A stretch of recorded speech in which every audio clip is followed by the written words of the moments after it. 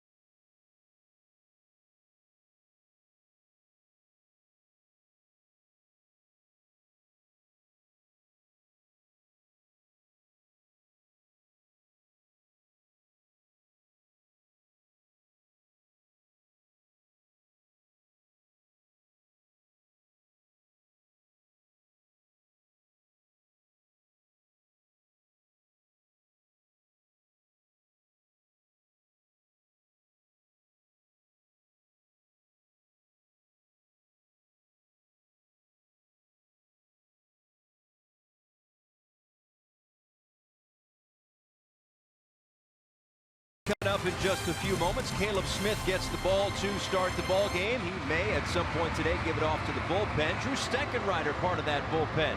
Last couple of outings for him, maybe not as good as we have seen him. Last night in his second inning of work, may have found a little something to get him back on track. For more, let's send him out to center field. Craig Minervini and Jeff Nelson. You got it, Paul. He got the victory in last night's game, but you're right. When he came in, he struggled. Now, prior to the last 3 outings, he had gone 16 of 17 scoreless. Struggled a little bit. What about the mindset of coming back when you're not doing that well?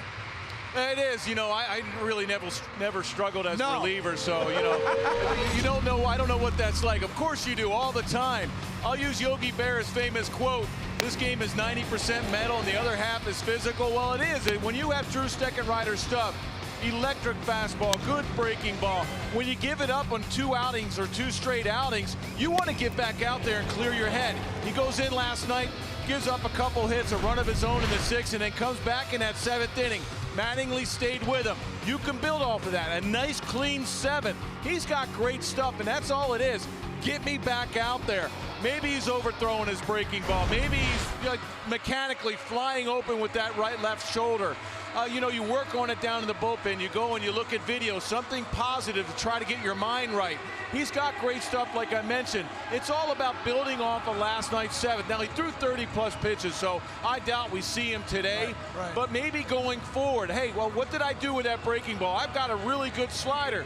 Am I flying open? Am I overthrowing it? What do I have to do to try to get back? Well, Dean Traynor, the bullpen coach, has worked on him with him a little bit. He's the guy down there that has to do that because Nieves is in the dugout. When you're warming up and things start going wrong, hey, you know, crouch a little bit. Aim that left shoulder to where you want to throw it. Stay closed a little longer. That positive outing last night, or at least that positive 7th, can carry him into some, you know, consistent outings going forward, I think. All right. It's good information for a guy who never had a problem on the mound. Never, right? you know, nice for 15 straight years, perfect. So got the ball game coming up here. Drew Steckenrider got the win. Now the Marlins will go for the sweep against the LA Dodgers, a club that went to the World Series last year, but has struggled of late. Marlins go for the 3rd straight. Fox Sports Florida next.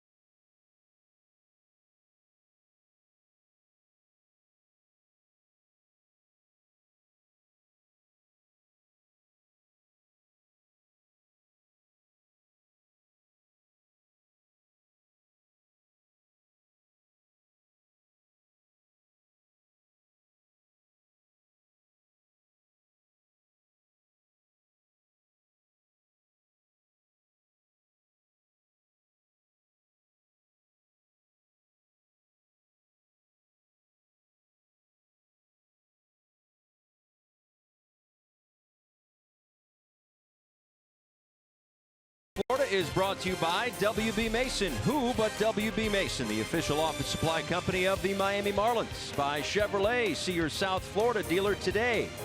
And by South Florida Ford. Also by your local Toyota dealer. Toyota, let's go places. Nice day in South Florida. Roof is closed, however, for the last of a 3-game set to wrap up the season series against the Los Angeles Dodgers. Chris Taylor set to dig in. An afternoon affair, a getaway day for both clubs. The Dodgers will head to Washington, D.C. to take on the Nationals, weather permitting. And the Marlins will head a little bit north to Atlanta to take on the first place Atlanta Braves. Here is the lineup put together by Dave Roberts. Again, this is their lefty pitcher lineup with Chris Taylor back at the top spot. Austin Barnes back behind the plate, so a lot of righties.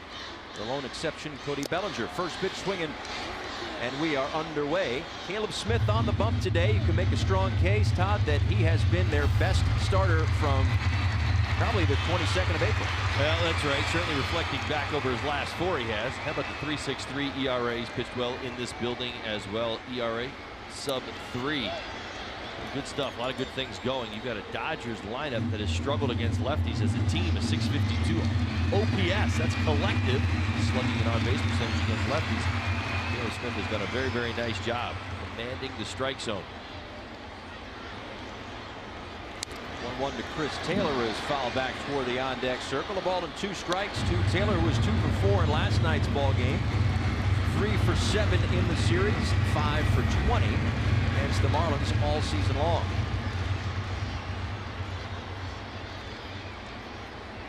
And again, back at shortstop today with the injury, the season-ending injury, the Tommy John surgery needed for Corey Seager. It's shuffled things up for the Dodgers. A club that has been reeling as of late. Again, losers of 6 in a row, 9 of 10, 16 of 21.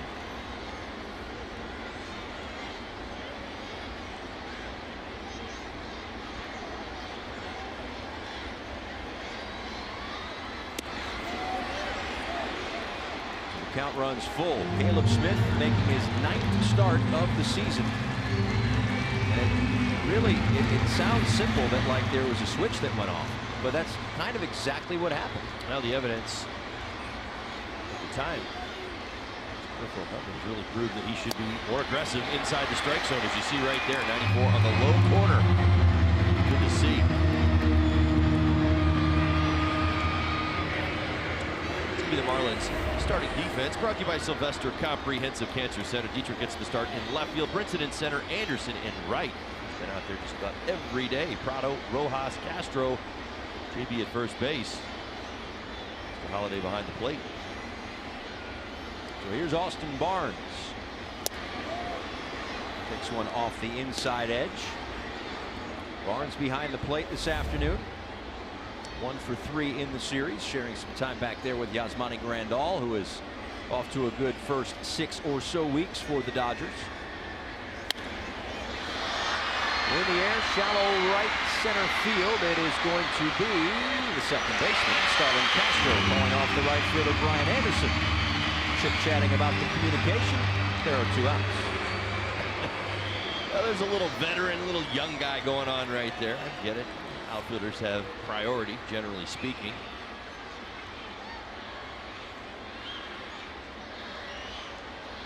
I'm sure there's no wires crossed. The one thing you mentioned, going back about 4 starts on Caleb Smith, how good he has been filling up the strike zone with strikes, being aggressive and attacking hitters. His strikeout percentage has gone up. How about this? Over the 4 starts, his last 4, he's striking out 35% of the hitters he's faced.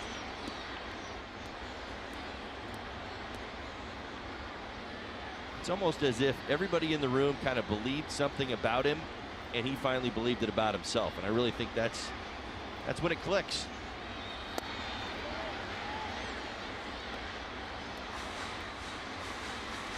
It was the start prior that was at Yankee Stadium and issued a bunch of walks. And obviously the Yankees have a potent lineup, maybe trying to nibble just a little bit too much.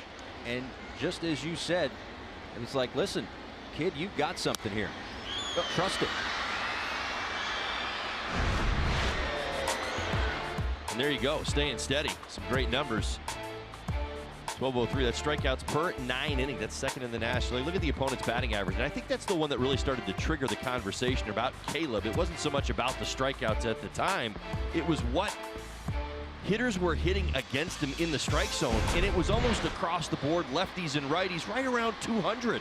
I mean, that's a huge number. And when somebody says, wait a minute, my stuff plays inside the strike zone? Oh, okay. I don't have to just live on the corners. I don't have to make a perfect pitch every time. I think for Marlins fans, the best way to understand it is, you mentioned that Yankee start. You know that you belong at the major league level when you're a young guy, when you figure it out, when you stop recognizing the names on the back of the uniform. And I think that day, transitioning over to Milwaukee, he stopped doing it. That moment in time, and now he's just Caleb Smith. 3 balls and 2 strikes to Justin Turner. Well, you get excited a lot, and that's a good thing. I love your enthusiasm. But I don't know if you could have gotten more excited than you were that morning, because it was a Sunday day game in Milwaukee. When you walked in the broadcast booth and you said, I think I got something here. Right. Like, you saw what the coaching staff saw, who then showed it to Smith, and now all of a sudden, the baseball world is watching this young man. Well, and he's getting expected results. And now Caleb Smith comes with a little bit of burden comes with this now. True. Caleb Smith, he's in a great spot. Listen, they rant and rave about him in spring training. Guess what? His ERA was up near 5. I mean, we were all kind of searching, like, we get what you're saying, but it's got to make sense. It's got to transition into the Marlins winning baseball games. It's got to transition into ERA. Now it is, and word is out around the league. 3-2 on the way to Turner is in there for a called strike 3. Turner spun away from it, thought it was inside, but it gets the black. A couple of strikeouts in the first for Smith.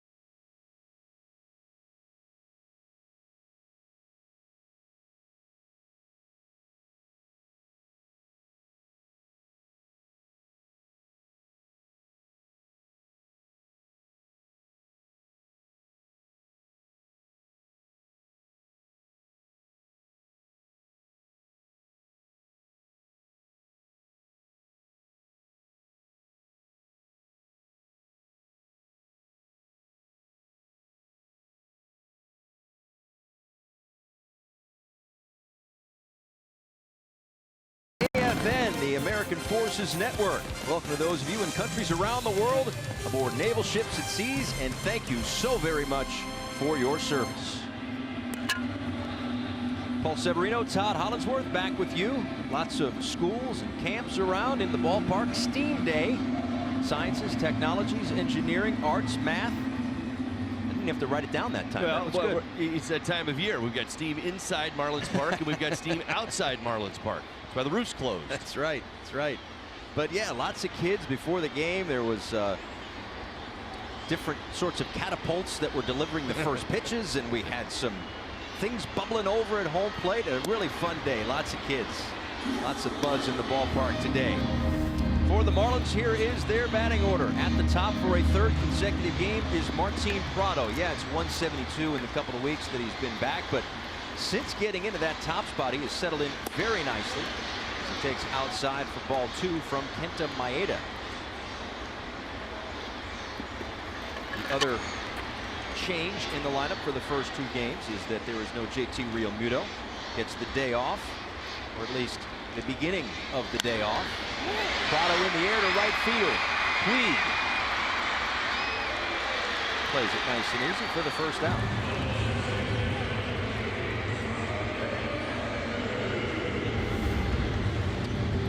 Kenta Maeda on the season making his 8th start, 4.75 ERA. He's not been moving in the right direction.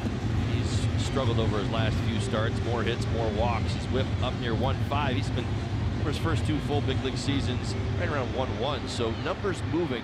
One thing that does stand out, though, he's been doing a better job this year is the strikeout department. He's actually registering more strikeouts, but all the other numbers are actually going up along with the strikeouts. So, what does that tell you? There's a good opportunity for the Marlins today to score a few runs.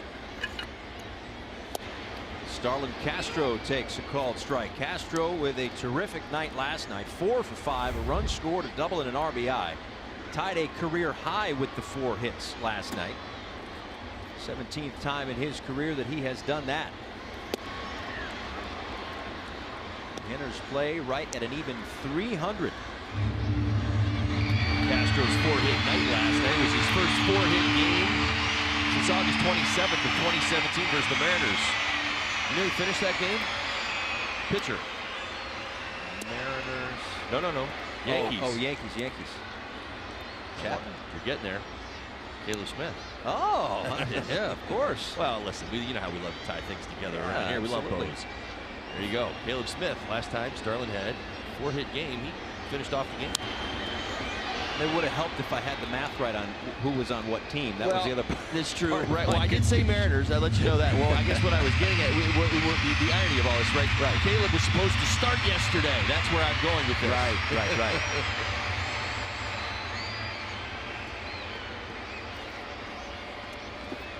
A ball and 2 strikes to Castro.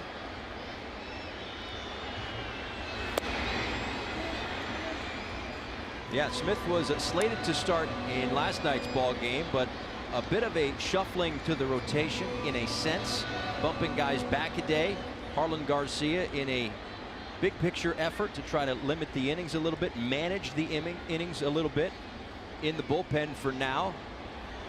No official timetable. They get a check over at first. No swing.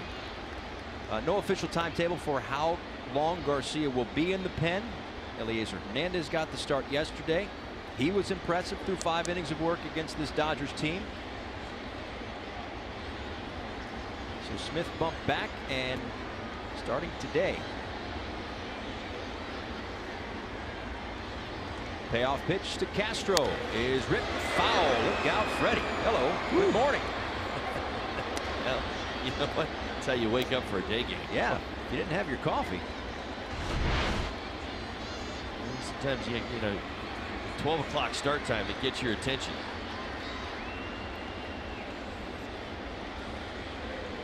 Duck. Attaboy, Freddie.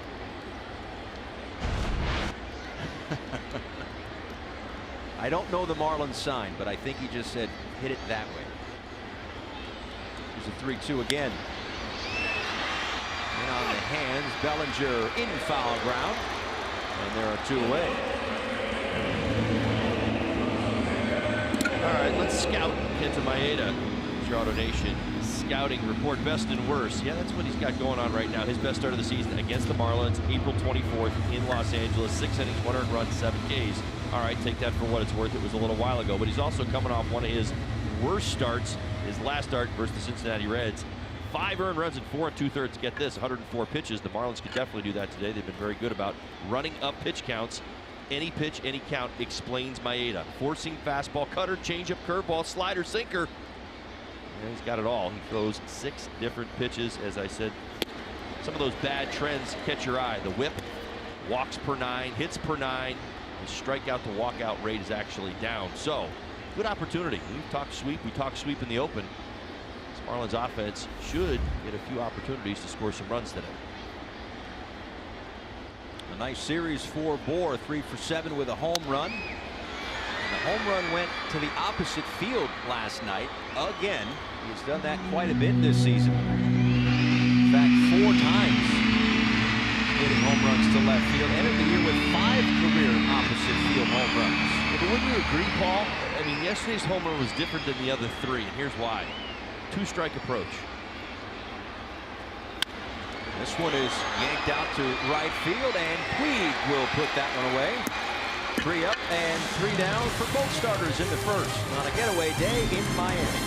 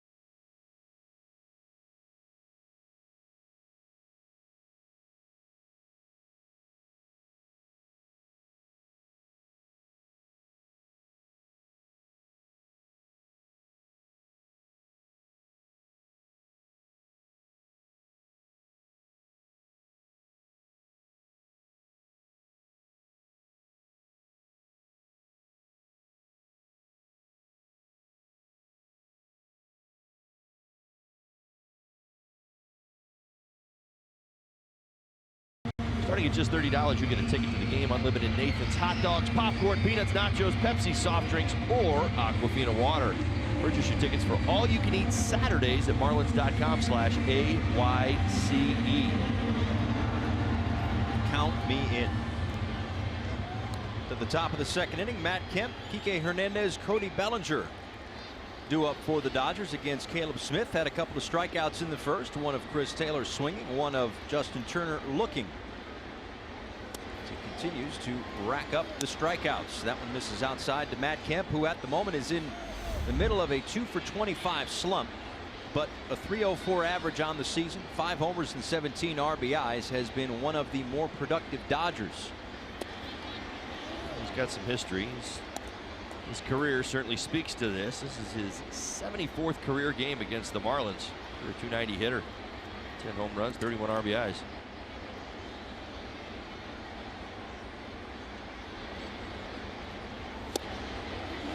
Cuts and misses at the 2-0, and it's now 2-1. His .304 batting average is tops among the starters in the lineup today.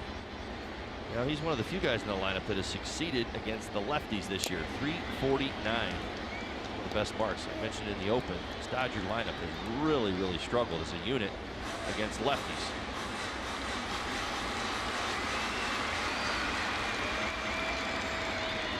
Smith has battled back from 2-0. On a hop to Rojas at short. And there's one away here in the second.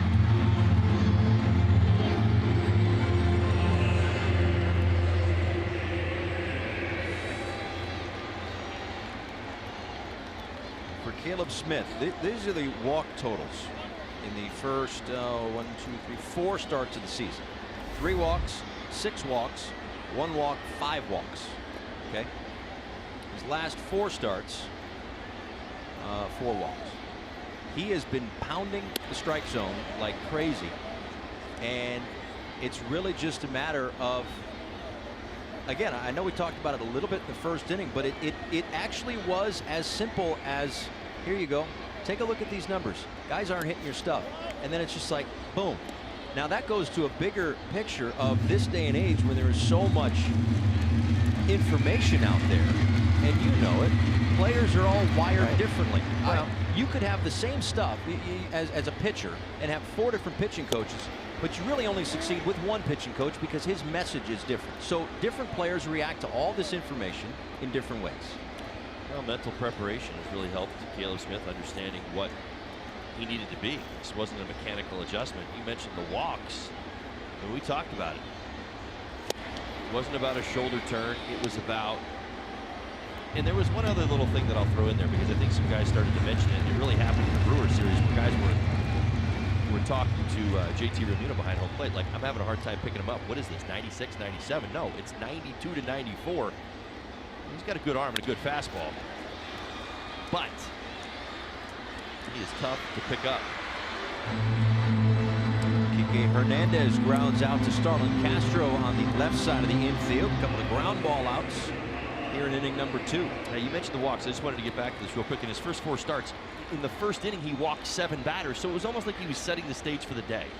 All right, put some traffic on out here. I'm a little nervous about going up against this guy.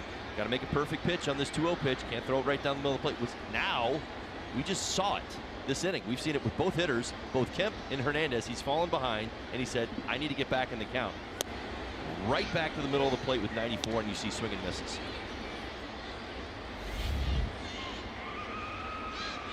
Cody Bellinger, 6 homers on the season, 1 back of Yasmani Grandal for the team lead. And 0-2. Struggling against lefties, .208 batting average with 1 home run for Bellinger.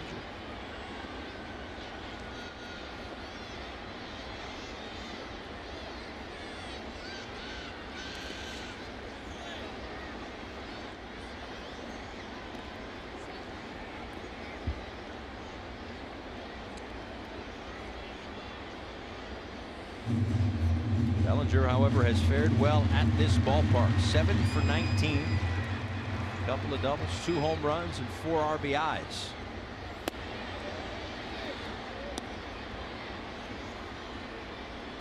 back at first base this afternoon for LA. Got his first start this year in center field in last night's ball game.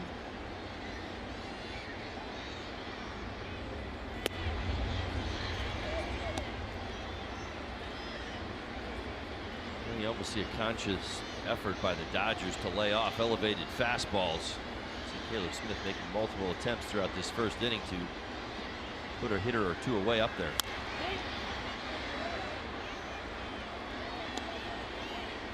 Earlier this series, we watched the Dodgers chase just above the top of the zone. Caleb Smith trying to play off that as well. Man has been so good with the fastball lately.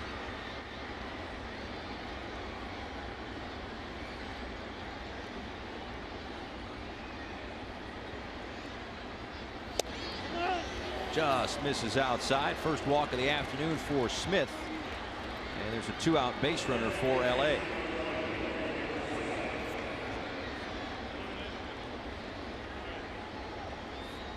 Hey Marlins fans, now you can stream games live on your mobile device with Fox Sports Go, presented by T-Mobile. Download the app and take Fox Sports Florida and Marlins baseball wherever you go.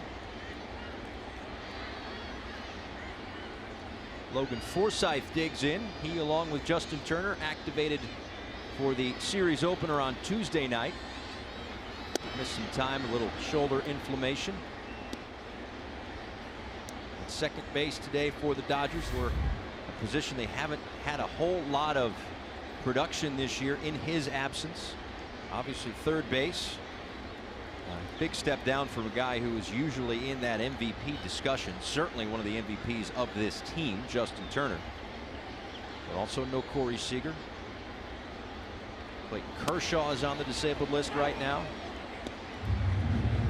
That's why the Dodgers enter the day 16-26, the same record as the Miami Marlins. Kershaw sporting the eye black. And that's a lot of gum. You can't get anything past me, Holly. Your attention to details. It's unbelievable.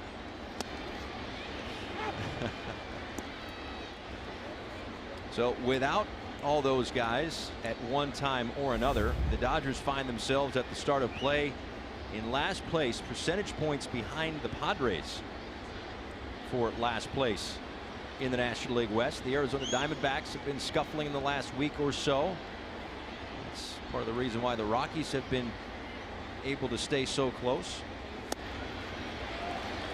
Caleb Smith gets the strikeout. That is his third through 2. Still scoreless in Miami.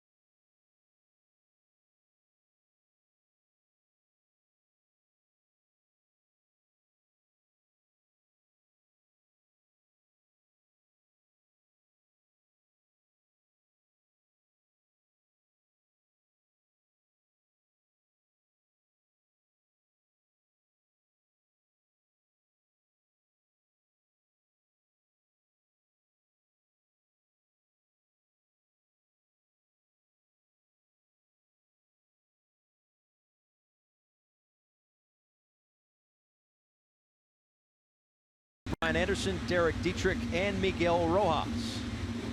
Here's your Dodgers defense for today's game, brought to you by Sylvester Comprehensive Cancer Center. Matt Kemp in left field, Enrique Hernandez in center. Puig gets the start and right. Watch out for his arm. He's got a good one. Turner, Taylor, Forsythe, Bellinger, Barnes behind the plate for Maeda.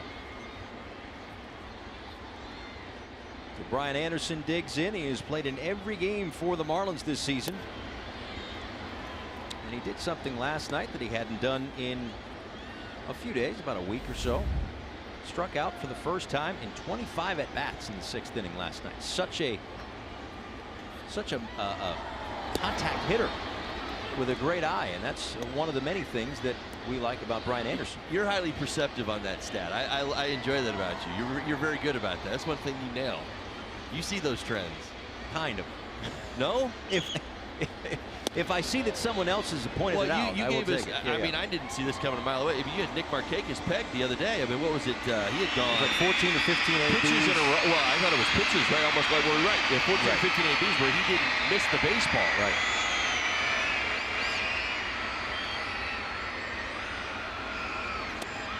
I wouldn't have helped you. I don't think I win a game. One splitty in the dirt. My goodness. Curtains. But then again, you know, I jinxed it. It's nice when I jinx the other team. It's true, it worked. But far too often I jinx the Marlins by accident. After that, it was a couple of times. See? A couple of times when Markakis swung and missed. Yeah, we'll leave it alone. All right, you see Maeda in the put-away pitch, the slider. That's what he likes to go to, particularly against the righties. Against the lefties, look a little bit more for that changeup. As I mentioned, his sequencing, he doesn't fall into too many patterns. He's got the ability. His two favorite pitches, obviously, the four-seam fastball, the cutter. But he will throw the changeup, and he certainly throws the slider as well. There's Derek Dietrich back in the starting lineup today, out in left field.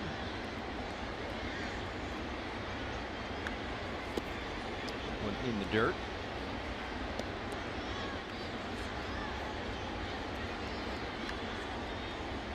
Dietrich did not start in the opener, but has started the last two against the Dodgers. And now lines one toward left center field. That one is going to get down for extra bases.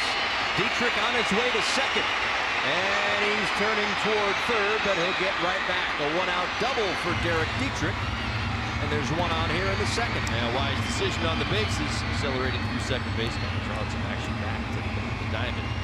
Swinging the bat. Came in looking for a fastball, hunting a fastball, gets one. I don't know why Maeda threw a first pitch curveball. That's right. Bad pitch. He went off that low corner. Dietrich, nice job staying through it and driving it in the left center field.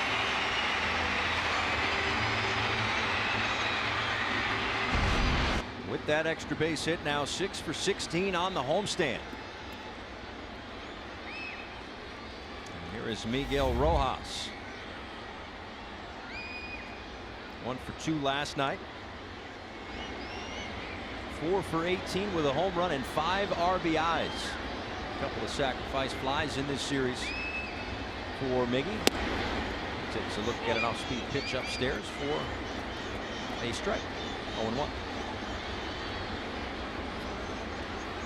Been going to that face guard the last couple of days too, after in the Braves series was hit by a pitch. Said he likes to stand closer to the plate, likes the ball in on him. Stay close to the plate. A lot of pitches are in.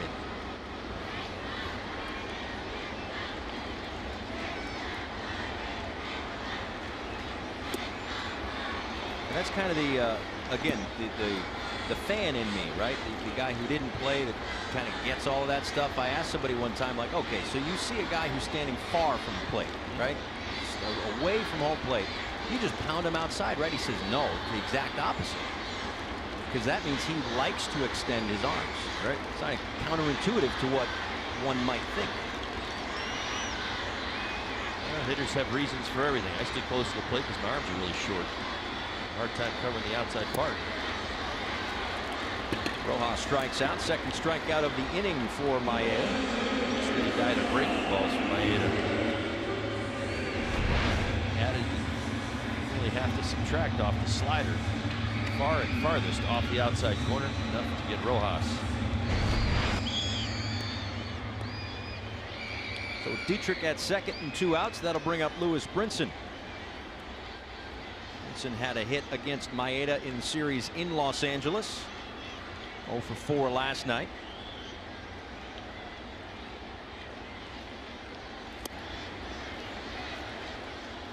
He's got a hit in 13 of his last 19 games since the 24th of April.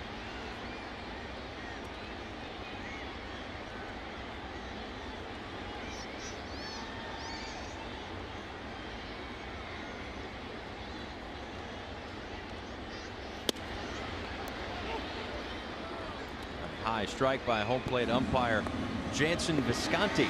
Vic Carapaz is at first. Featured Jerry Lane at second. Greg Gibson is the umpire over at third. And a little attention getter there. It's the steady diet of breaking ball to the outside corner. Standing in the on-deck circle, he'd probably start creeping out over that outside corner. Maeda wanted to stand him up. Be surprised if he tries to move back outside again. That's where Barnes sets up. That's where Maeda goes. And 3 strikeouts in the inning for Kenta Maeda. When we come back, we'll see Caleb Smith and we'll see Todd in the demo den next.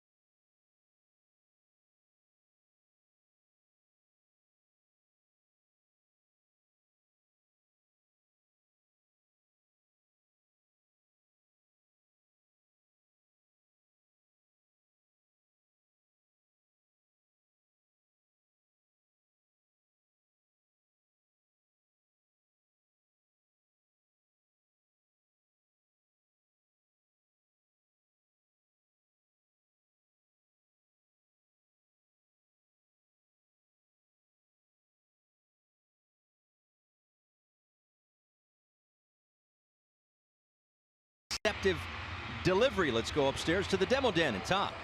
Hi, Marlins fans. Great to be with you back in the demo den. I love being up here. I get to talk hitting. I get to talk pitching today. Now, listen, I'm not a pitcher, but I do know what's going on with Caleb Smith. It's been fun to talk to him about, and he's hiding the ball particularly well. I tell my young guys all the time, listen, the game of baseball, let's watch his mechanics right now. You see the monitor. Watch that front shoulder, how well it stays closed. That leg comes up towards first base. He hides the ball extremely well. And when you can do that as a hitter, so I can speak to you in hitter terminology, we can't start our swings. Hitters can't start their swings until they see the baseball. So when Caleb Smith, with his 93 and 94 miles an hour, hides the ball with that great shoulder turn, as you see the mechanics there, and even as the takeaway comes, that baseball's behind his body. You can't pick that up as a hitter. You can't start your swing. So you're sitting there waiting until you see him start to come towards home, and then that arm comes behind. Now you're picking it up, but it's 93, 94 miles an hour. You say, how in the world is 93 getting blown by hitters right now? That's how. They're not picking up the baseball, even in hitters' counts. So as this has developed for Caleb Smith, he's begun to believe this process. He understands that even when he falls behind 2-0 and 2-1, he can go right to the middle of the strike zone with a little bit of movement to the outer edge. You see it on his arm side a little bit, but it's all about hiding that baseball. So young guys at home, listen, if you're practicing, doing your mechanics as your coach talks to you, good balance, 50%, keeping that leg up, practice keeping that front shoulder in and hiding the baseball. Don't expose it too soon, and I can promise you, you're going to get better results, because here's the thing, hitters can't start their swing until they see the baseball. And if your arm's back there just a little bit, I'm not talking about turning so much, but just staying to where your arm hides and then bringing it through, you're going to get great results, and Caleb Smith is all season long. Holly, thanks. Yeah, absolutely. Terrific stuff. Not only that, I mean, listen, some pitchers have the secret weapon of, let's just say, a knuckle curve or a sinker or a slider or a cutter. Well, he might have that secret weapon of the deception to go along with the 93-mile-an-hour fastball. That one misses low to Yasiel Puig, leading things off here in the third inning. Puig, Maeda, and Taylor, 8, 9, and 1, due up for the Dodgers. A home run in this series for Yasiel Puig, 2 on the year. He had 1 on Sunday and 1 on Tuesday. Homers in back-to-back games. Here comes the 3-2 pitch, and it misses upstairs. Second walk of the game for Caleb Smith.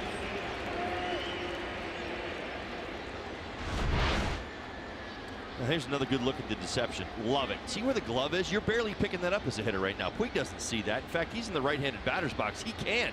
Hello, baseball's on top of you. 93, 94. And again, that's what's so impressive. We've seen that over the last 4 starts, Paul, where hitters, good hitters, 2-0 count. Sitting dead red, man. There's one pitch, one spot. That's what you tell yourself. And he's giving it to them, and they're missing it. That tells you how his fastball is playing.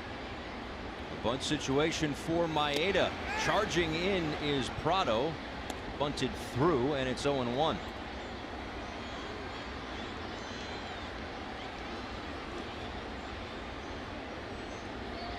So where did you look when you key in? You're in the box. Did you look at the bill of the cap? Did you look at the logo? Did you? Wasting no time. You do everything in your power. This is the big leagues, Paul. Man, these guys throw hard. They bring it. You're talking high velocity, mid-90s, upper 90s. You're doing everything in your power to pick up the baseball. So there's generally a rhythm to how a pitcher typically pitches. Time in between pitches, how he prepares himself. Some guys, I mean, you watch them all the time, they have to move their hat before every pitch. So you start to follow along with that rhythm, right. But at the same time, you're doing your best to pick up his release point. And once you've got it, then as a hitter, you can add and subtract to that spot, to that time in your mind. Meaning, Maeda gets the bunt down. Holiday from behind home plate, and they get the out. Puig up to second base. Meaning that as a hitter, you learn, you've got a good feeling, say where Caleb Smith's release point is. You say, okay, now I can start my swing. You can actually practice it, and you see him over time. And this is where the challenge at the major leagues. It's so different than the minor leagues.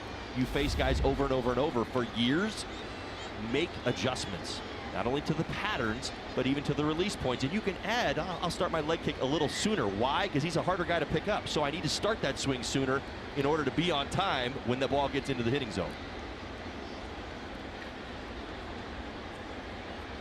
Runner on second and 1 out. Back to the top of the order for the Dodgers. This is Chris Taylor.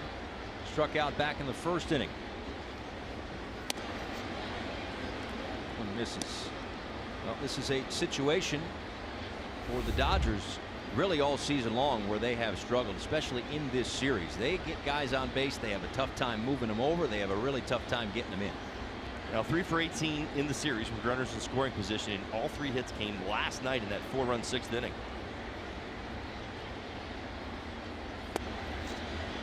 I mentioned at the beginning of the series, the one thing the Dodgers have really struggled, not just runners in scoring position, really the extra base hits. We talk about how the Dodgers are constructed, home runs, walks, how they do things offensively.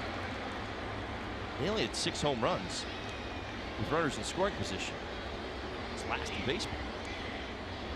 For an offense trying to find its way, they're going to have to make some improvements across the board.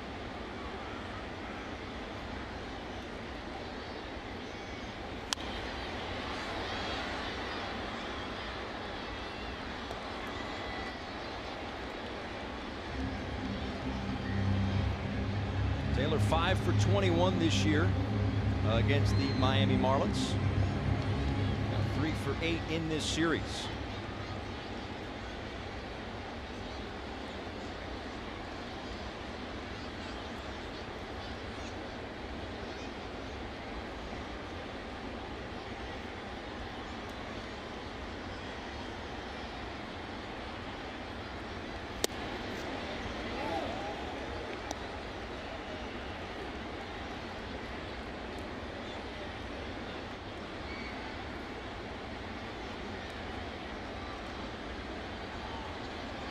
I don't think erratic is the right word for Caleb Smith today. but his next pitch will be his 50th, and he has thrown 26 strikes.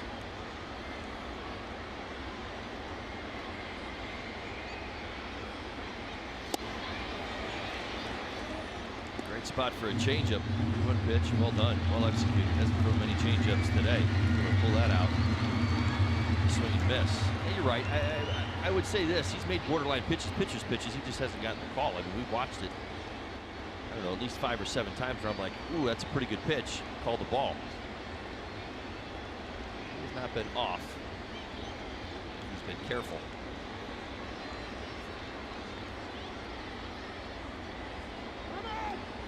Time is called with Puig dancing off of second base. Puig led off the inning with a walk. Again, 1 of 2 this afternoon for Caleb Smith, with Austin Barnes on deck.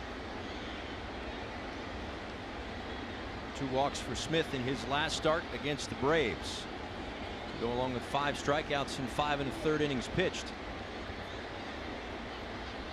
Today against the Dodgers, he's got 1 out in the top of the 3rd, comes up and in, and Taylor able to get out of the way of it, but he will take the base anyway on the walk. Well, this one the attention getter. Yeah, why not? If you're a hitter and you're leaning out over the plate trying to get just a little bit more of that extra corner up and in, certainly gets your attention. Well, on a 3-2 pitch, it's your walk. Sorry. Which, if you ask Taylor, he felt that go by. That's right. I've gotten a whisker on facial hair there. I'm telling you, I've told you, man. Hitters, it's a feel. People, I don't know if they like. You feel what 95 feels like. You've heard hitters say that feels like he's throwing hard. Right. Like we talked about Caleb Smith and the Brewers. A couple of them had mentioned to Real Muto that he's throwing really hard. That's how you feel. Hitting is very much an art. Austin Barnes takes a called strike. Popped up to Starlin Castro back in the 1st.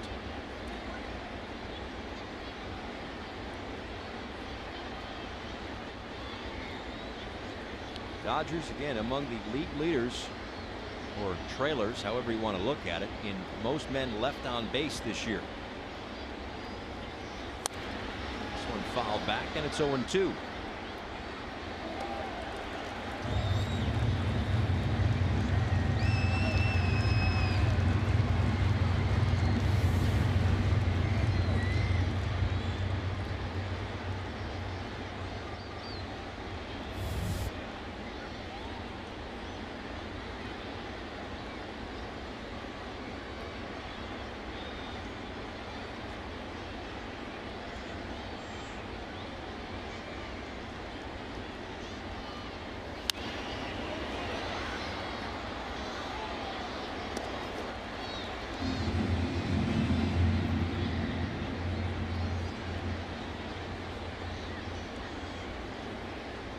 Dodgers have swung through 6 of the 20 fastballs. 4-seam fastballs for Caleb Smith. Swing and miss, such a big part of Smith's game. Here's the 0-2. That one goes to the backstop. Puig to 3rd and Taylor to 2nd. I believe that was a cross-up. This might be Holiday trying to bring that fastball back into the zone. Actually, no, just a little late getting there. Just hit the top of his glove. Certainly changes the dynamic of this inning.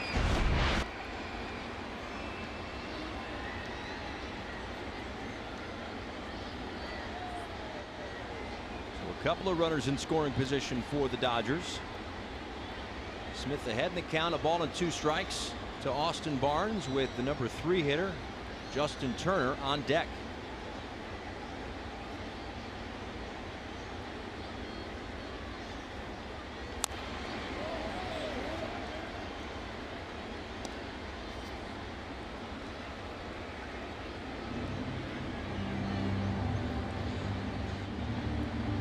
Caleb taking a little bit longer between pitches. Last couple of innings, 21 pitches in the 2nd, 20 in the 3rd already.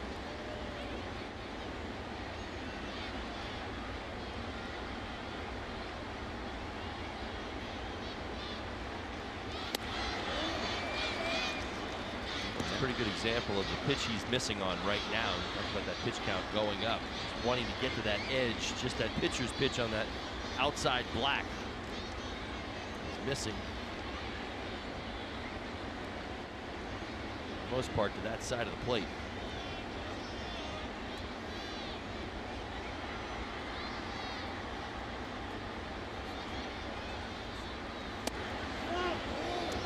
Again, and the count runs full. This is his 6th 3-2 count today.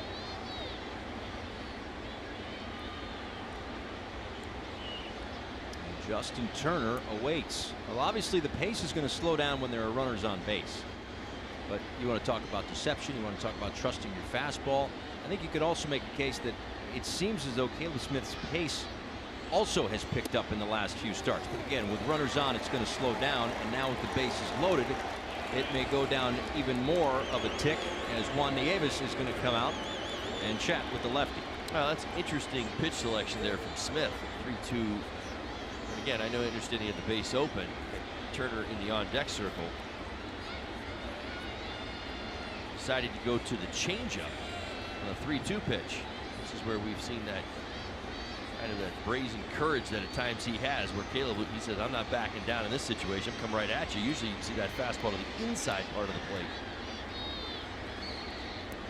He's processing a little bit right now. This is the point in the game where you say a pitcher's grinding. He's kind of finding his way through, but he doesn't have his best stuff. Today, a strikeout looking to end the first inning. One of 3 strikeouts this afternoon for Caleb Smith. Could use another right here or a ground ball to get a double play, get out of this inning.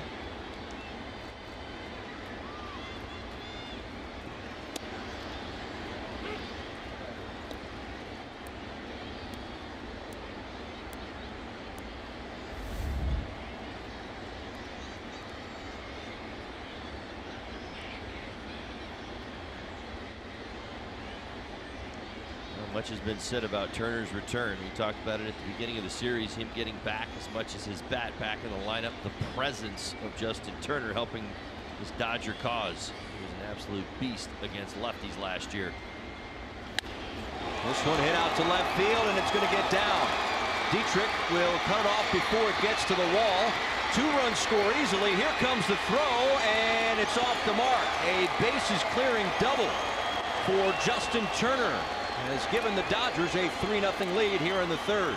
Well, their big guy, 380 hitter last season, 477 on-base percentage, best in Major League Baseball against lefties, comes through. Elevated fastball. Turner pull his hands in. Oh, Barnes, my goodness, look at the Jets coming around third base. It would have taken a perfect throw to home to even have a play. Scoring that 3rd run for the Dodgers. And now Matt Kemp.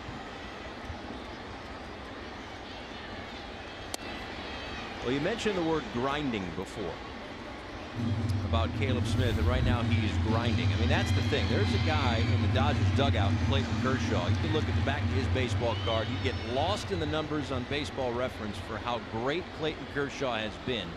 And even though it seems like he's got his A+ stuff every time out, that's not the case, right? A guy's going to make 30 starts in a season. I've heard this from pitchers before.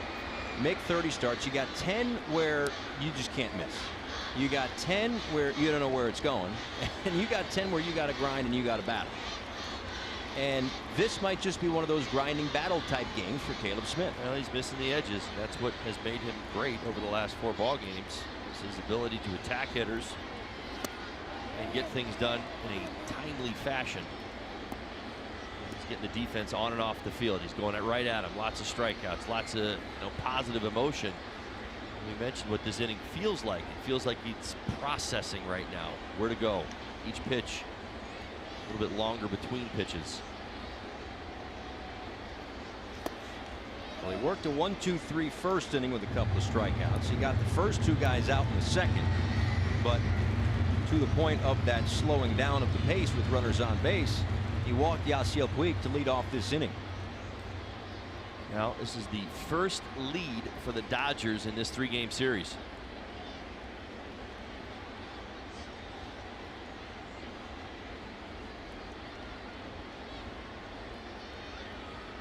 Two to Kemp. Hit down the left field line and foul.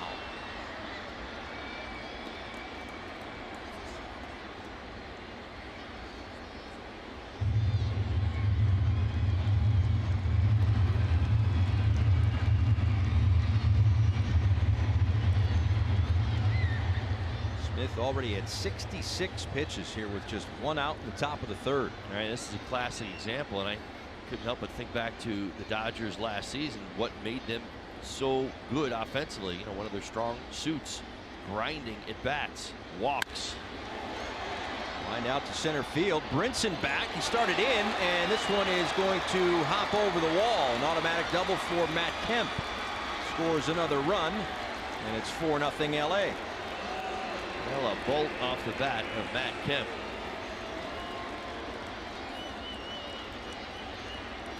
Well, the 2 guys you expect to do damage against the lefty do damage. Watching center field. Oh, Brinson had a couple of false steps forward there. Not sure it would have cost him. This ball hit hard. Saw where it hit in the middle of the warning track. Brinson knows. Just a quick misread. Line drives are the hardest hit, or the hardest balls for an outfielder to read off the bat. You see before you hear.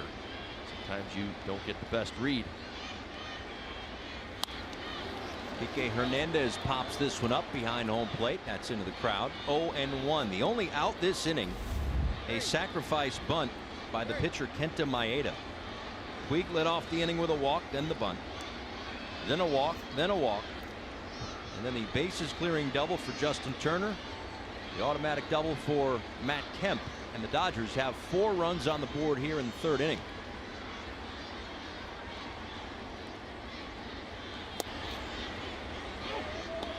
LA tries to salvage the last of this 3-game set. Marlins have won 4 straight against LA, however. First time they've done that since they won 5 in a row back in 2016. By winning 2 in Los Angeles and the first 2 games here, the Marlins have also ensured winning a season series against the Dodgers. They check it first, no swing.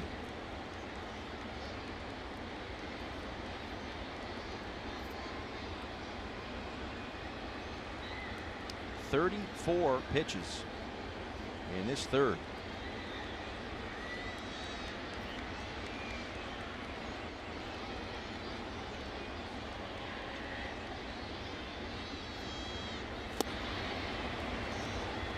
And Hernandez strikes out. That is the 4th of the afternoon for Smith. There is action in the Marlins pen. Junichi Tazawa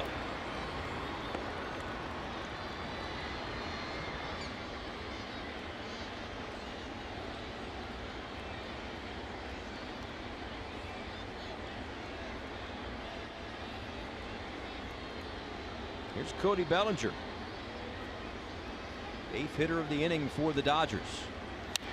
Swings at the first pitch and fouls it back. 0-1. Bellinger walked back in the 2nd.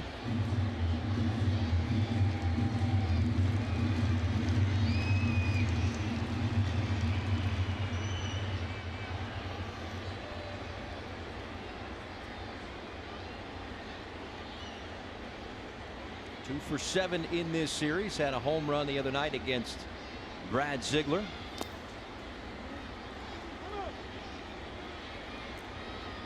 Six home runs, 19 RBIs, hitting .270 in this his sophomore campaign.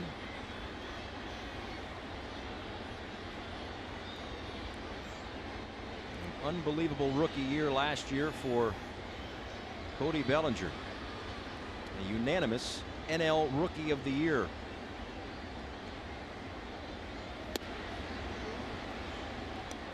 And now 2-1. Now Smith over the last 2 hitters. Of course, Kemp and Turner responsible for the damage this inning. We're just talking about Bellinger and Hernandez. Seen a heavy dose of breaking pitches.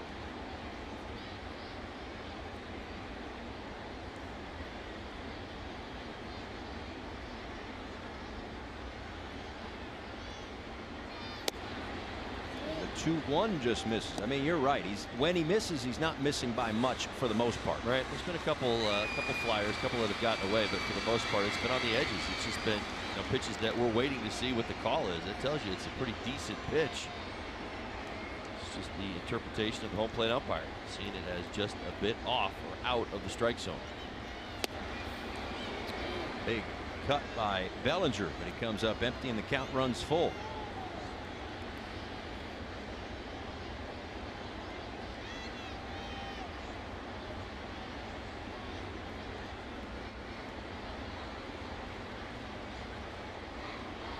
Matt Kemp, the runner on second. 4 runs in for the Dodgers in this third.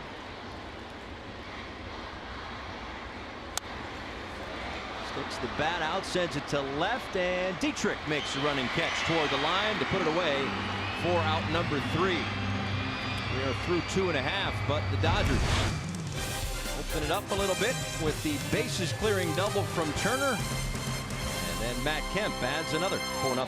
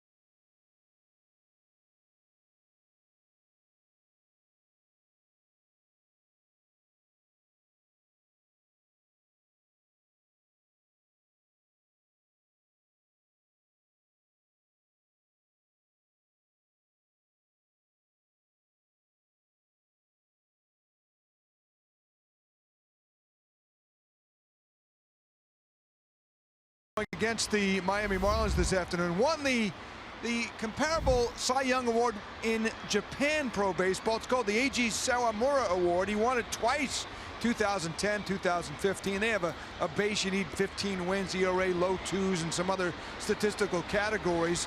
Only 2 foreigners have ever won it, including Chris Johnson back in 2016. And on a rare occasion in Japanese style, no pitcher a couple of times have been deemed worthy to win it, so they don't give it out automatically every year, but most years they do it. As for Sawamura, a great pitcher a long time ago, threw the first no-hitter in Japanese Pro Baseball back in 1936 at the age of 17. This is a cool one. He struck out MLB stars and future Hall of Famers in a special game. Charlie Gehringer, Babe Ruth, Jimmy Fox, and Lou Gehrig in order in a 1-0 game. He lost that game. Gehrig hit a home run there. Sadly, Sawamura was killed in World War II, sunk by American warships in the Pacific Ocean. He died at the age of 27, and only 3 years later, guys, they named that award after him. Great tradition of Japanese pro baseball. Absolutely terrific stuff. Yeah, I mean, when you're the first to do something, they'll name an award after you. Look at Cy Young, for goodness sakes. 511 wins. Now he's got the award. This is a slow roller towards short. And Holiday is retired for the first out here in the bottom of the 3rd inning. Well, not only the couple of Sawamura awards in Japan, but also named the best fielding pitcher in Nippon Professional Baseball 5 times, Kenta Maeda. His counterpart, Caleb Smith's day is done, as Yadiel Rivera is the first pinch hitter today for the Marlins. It was a 41-pitch 3rd inning for Caleb Smith. In my opinion, that's probably what ends his afternoon. A lot of hard work, a lot of tense pitches in that inning. Yadiel's been swinging the bat pretty well off the bench. It's a double in this series. 10 now as a pinch hitter. 77 pitches. 4 walks, that's what catches your attention. Been raving about it. Job he has done really controlling that.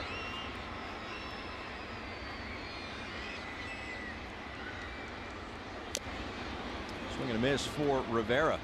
And if you're a Marlins fan watching at home, you're sitting back saying, "Oh, well, now Paul and Todd were talking about, how great he's been with the strikeouts and the walk rate and everything else being right for Caleb Smith. Now he walks 4 today and he's out of the ball game. Does that mean he's back to what we saw early on?" That's not the case. A line drive, base hit for Rivera into right center field.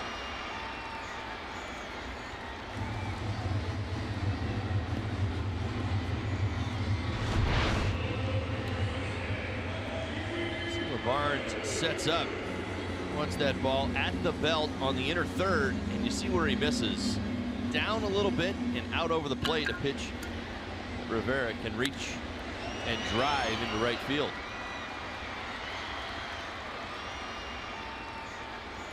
You hear me say it all the time, hit the mistakes. That's the art. Pitchers make their pitches. Hitters are going to have long nights. Rivera away from first. Martine Prado takes a called strike. Martine Prado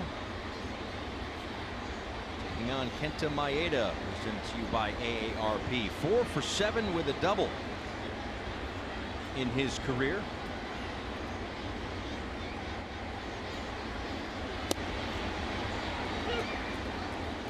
Quickly 0-2. The Marlins. Second series against Los Angeles Dodgers. First series they figured out Clayton Kershaw, put a pretty good game plan against him together, got him out of there. Walker Buehler was, well, almost untouchable. Pretty nice job last night. But I'll say this, Maeda, he's the one who showed the, maybe some chinks in the armor this year. Comes in with a 4.75 ERA. So far this season, he's had the Marlins number. As I mentioned, best start of the season at Dodger Stadium against the Marlins. 6 innings, 1 earned run. 3 innings in, Marlins still looking for that first run. There's a 1-2 to Prado. Called strike 3, and there are 2 away here in the third.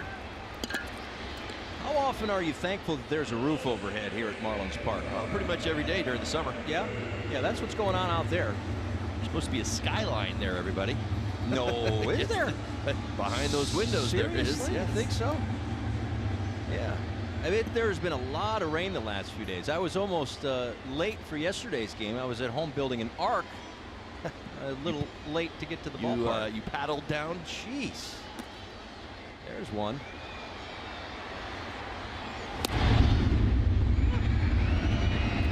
I believe the storm is right overhead. Well, the thousands of children who are here today, and we are thrilled that they are here today, are enjoying this. Oh, yeah. There's a reaction with every boom. The 0-1 to Starlin Castro takes a little off there, and it's 0-2. Castro fouled out to Cody Bellinger back in the first inning. 4 strikeouts today for Kenta Maeda.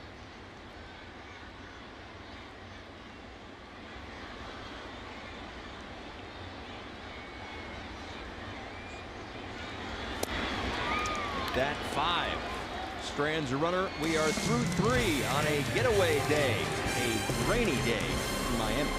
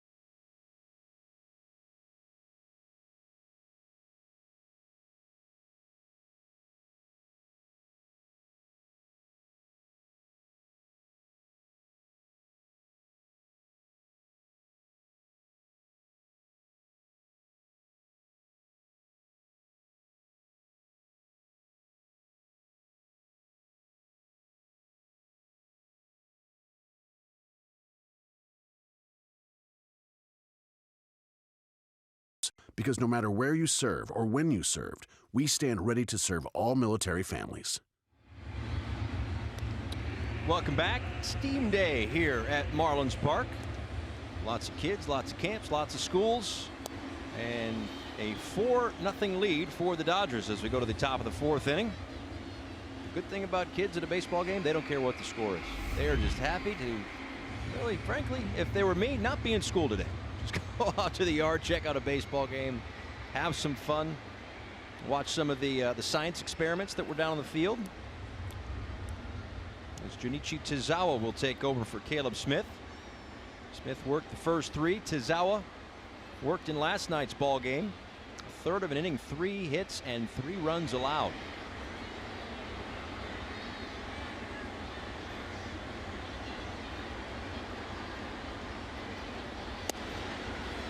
Logan Forsythe takes a called strike. After Forsythe, Yasiel Puig and Kenta Maeda, bottom third of the order, due up for the Dodgers. A team that is trying desperately to right the ship. Losers of 6 in a row. In last place in the American League West. Tazawa, it's generally been better at home. 4.26 ERA on the road for over 15.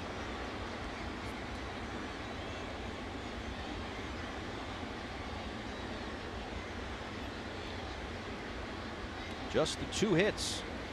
2 extra base hits. A bases clearing double for Justin Turner. And an RBI double for Matt Kemp, but it was the walks for Caleb Smith. Yeah, 3 of them scored. He set down the first 5 batters he faced. Had 3 strikeouts through 2 innings of work, but at 3rd inning, the Dodgers made him work as Tazawa gets the strikeout. That's the first out here in the 4th. And now a message from FPL. FPL is proud to support our first responders in good weather and bad. See how at FPL.com.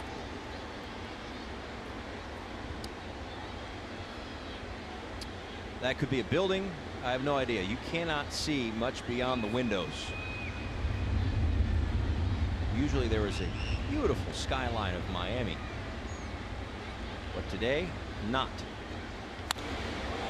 Yasiel Puig with a little thunder of his own. A line drive home run to left field. His 2nd of the series.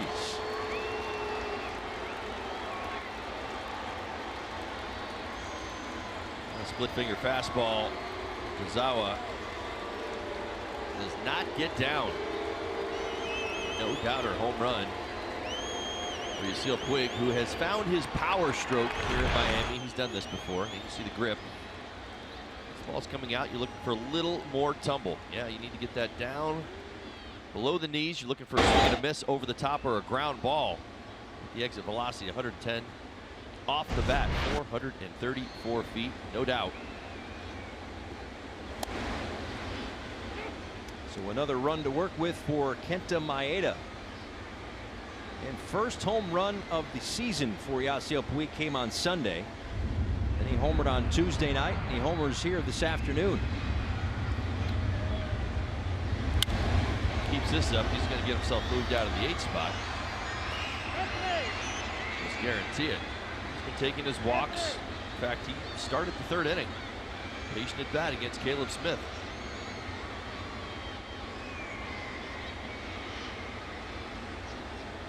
Amazing numbers here at Marlins Park for Yasiel Puig, adding to it with a solo shot here in the 4th. And Maeda swings and misses. 2nd strikeout of the inning for Tazawa. And there are 2 away.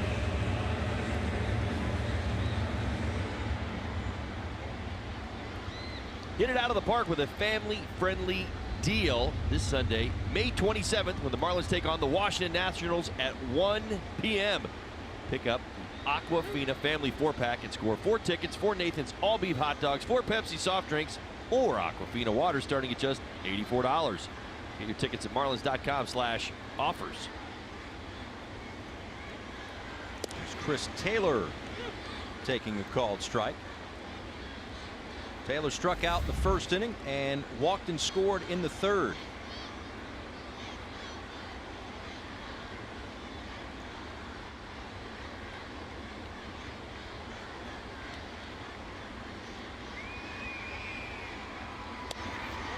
Off the edge, 1-1.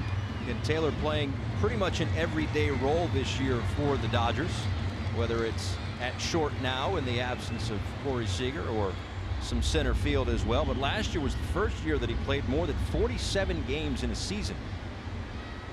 And I don't think he was really overexposed.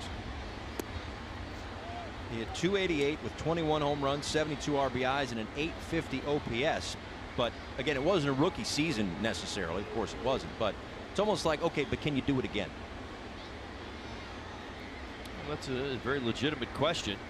He's got some evidence this year of some struggles, regression, but he had plenty of time. I mean, he's not struggling to the point where people are taking notice.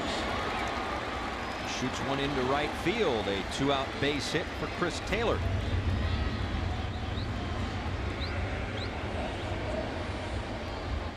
His 4th hit of the series.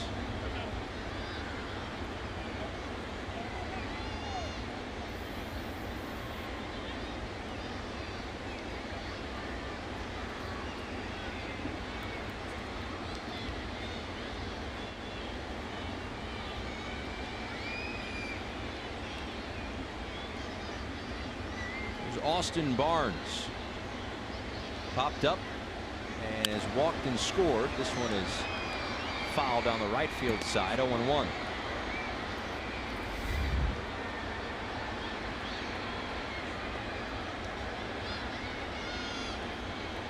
Barnes with some big league bloodlines.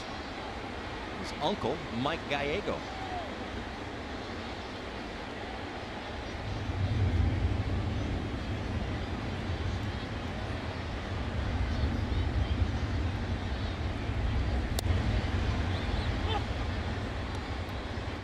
The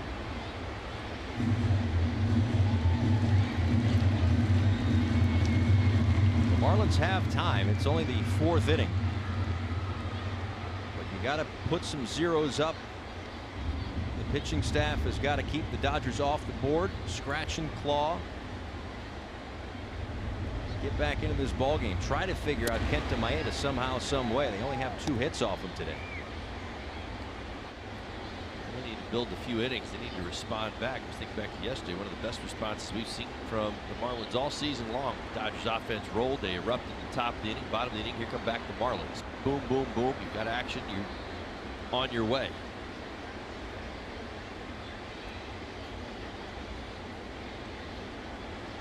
Taylor off of first, and that one in the dirt. Holiday, I don't think he could get it out of his glove in time. Taylor was way off the bag. A good secondary lead there. He saw the ball down in the dirt, was anticipating going to second base. Very aggressive base running. We've seen that from the Dodgers this series. They're trying to dot the I's and cross the T's right now. See, he was anticipating that ball getting away from Holiday. Well, he got it out of his glove, no problem. That was my mistake.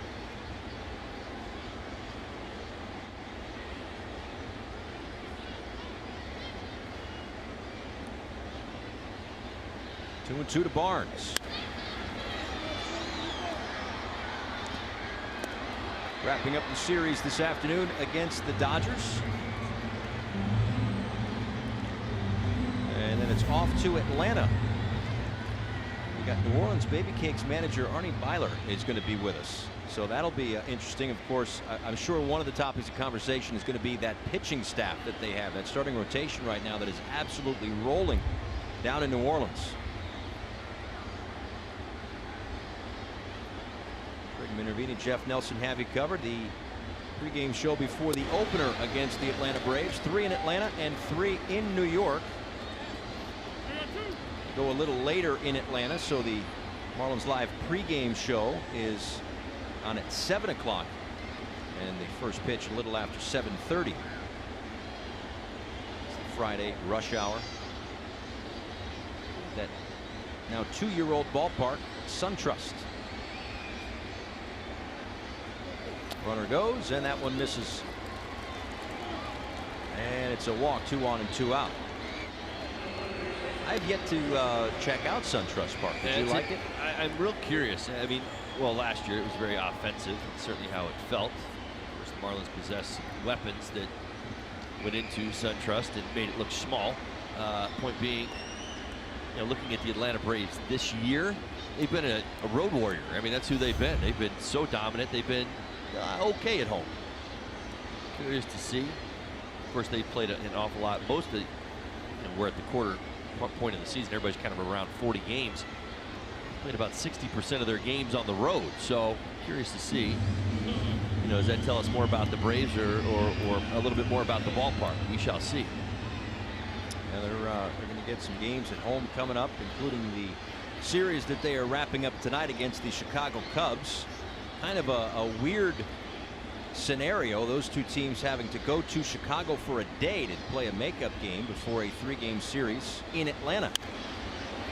Justin Turner fouls that one off, which makes it kind of like a 4-game series. Yeah, with a 3-hour plane flight mixed in between. Yeah, you don't get to go to Chicago get a nice steak either. You're not there long enough. Tell you what, I was impressed the Braves won that game. Speaking as a former major leaguer who has played in a few of those games, we were talking about this. Like, if you're ever going to pick a game, you're like, Cubs are winning that game. The Braves fly in, they're there for a day. You didn't even unpack your suitcase. They went out and won that day, 6-5. Inside to Justin Turner, a ball and a strike. Albies have a leadoff home run in that game. He did as well, right? I figured he was due since the Marlins held him hitless the day before. Yeah. And the Albies off to a fantastic start for the Atlanta Braves. Seems like Acuna is starting to come around again. He was called up. He was red hot. A little bit cold in the series when the Braves were here at the start of this homestand.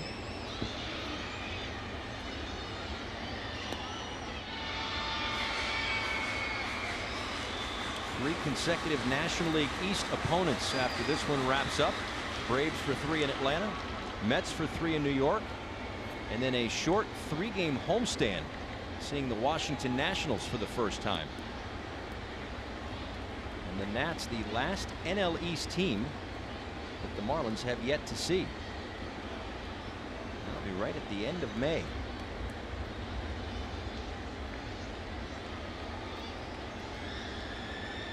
1-2 to Justin Turner. 2-2.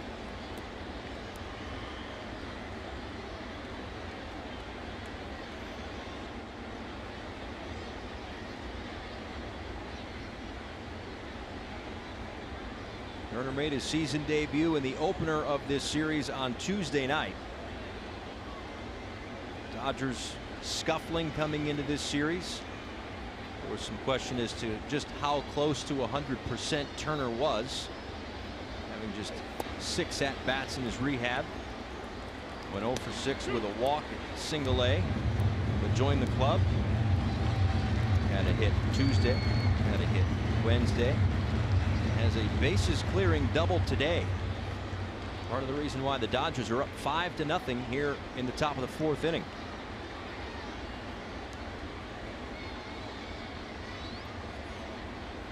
The 25th pitch of the inning for Kenta Maeda.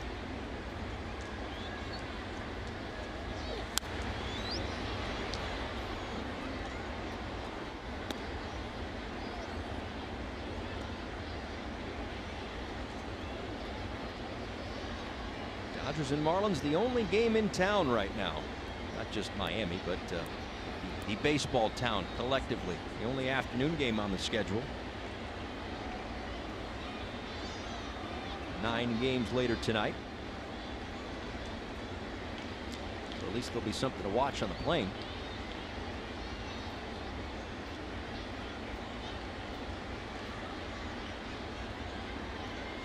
Runners go on the 3-2. Turner down the right field line and foul.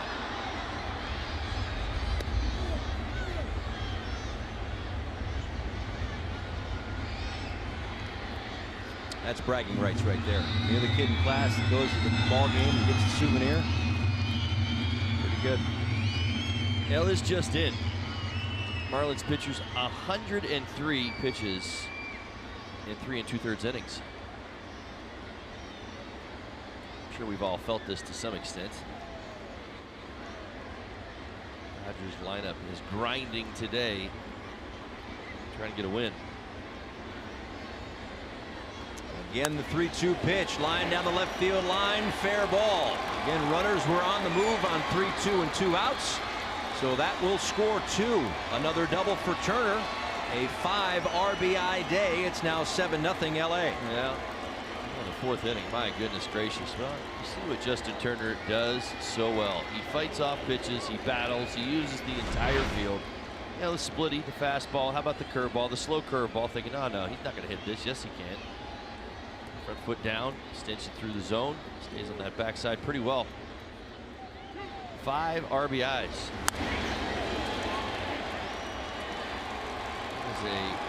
That is tied a career high. 3rd time he's done it.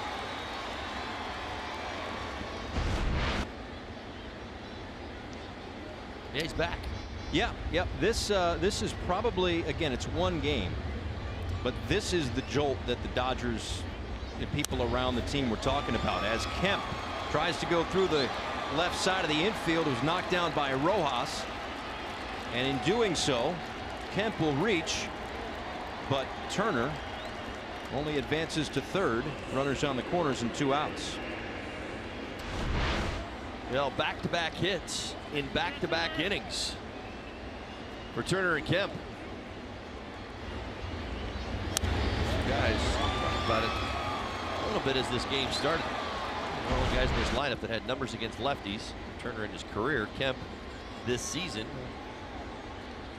coming through once again. So 6 hits for the Dodgers, 4 hits for Turner and Kemp.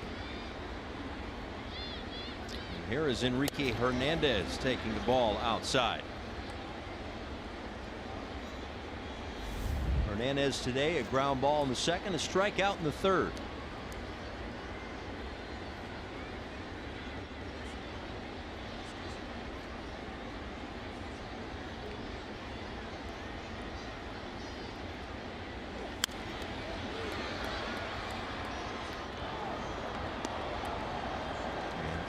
Cloyd loosens.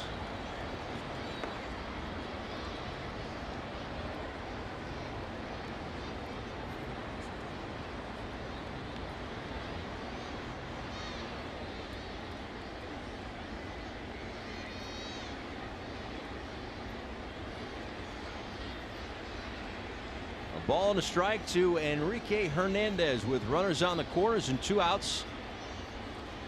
Here in the 4th inning, that one is upstairs, and it's 2-1.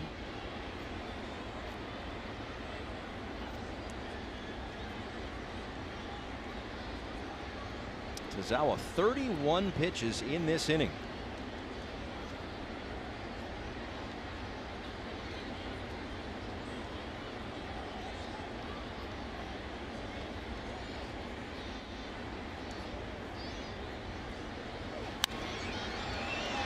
One is skied out toward right center field. Brinson, a long run in, will make the catch, and the inning is over. But 3 more runs in for the Dodgers.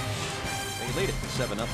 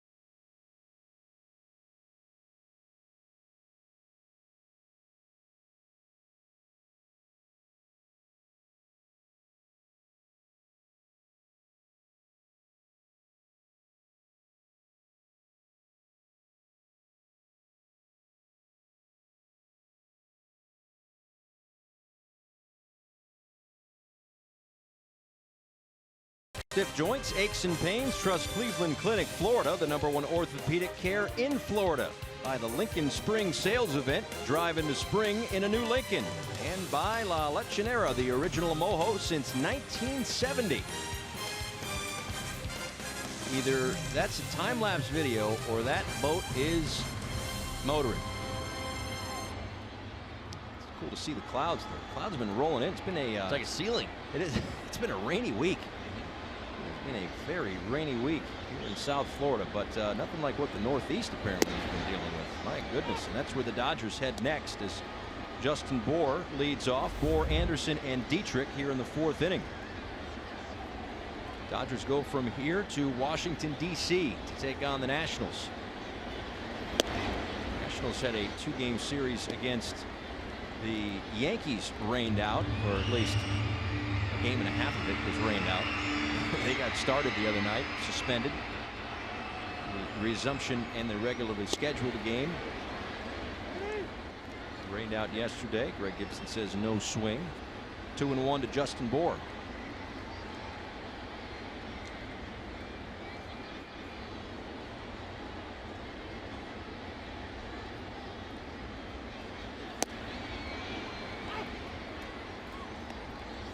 Bour lined out to right field back in the 1st inning.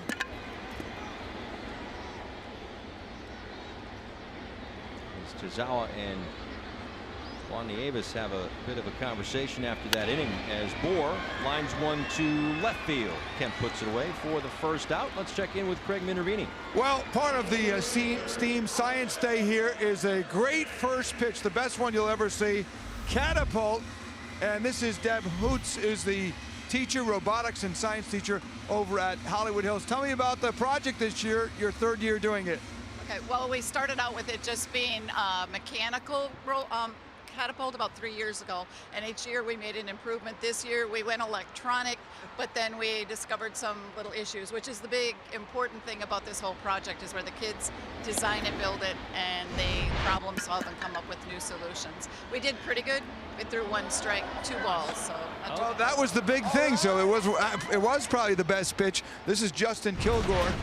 Was that the key this year, was throwing strikes? You know, all the pitching people say you got to throw strikes. Yeah, I mean, you know, what we were shooting for is the strike. You know, we did see a lot of improvement over the years, and this year we were able to throw a strike and 2 balls, which is a lot better. So. It's a lot better. The pitching coach is still going to make you work. Now, how did you practice for this? Because you were a little in front of the mound, a little more than 50 feet away.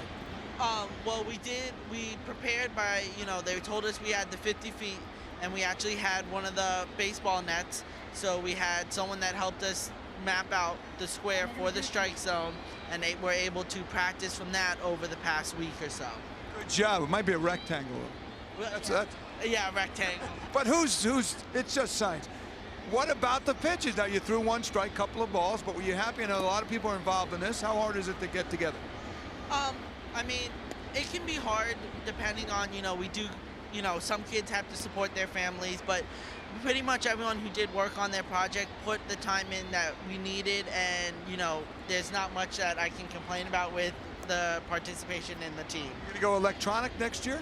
Most definitely. Would like to, you know, get up there. You know, we're a robotics team, so you got to go electronical. All right, they're robotics. They're going to be competing at Dartmouth too, which is kind of cool. And this is the mascot, by the way, the Spartrons mascot, very tough guy here, just in case you have a problem with the strike zone. Back to you guys. Got to throw strikes. Absolutely. That guy's part of your entourage right there? This guy is part of their, yes. Yeah. He's a security detail guy for me. Good. When they're not here. Good for you. That's why I rarely mess with you, Craig. You know what I mean? Back to you. All right, thanks so much. A strikeout for Kenta Maeda. That is already his 6th tonight. Now missed. Target.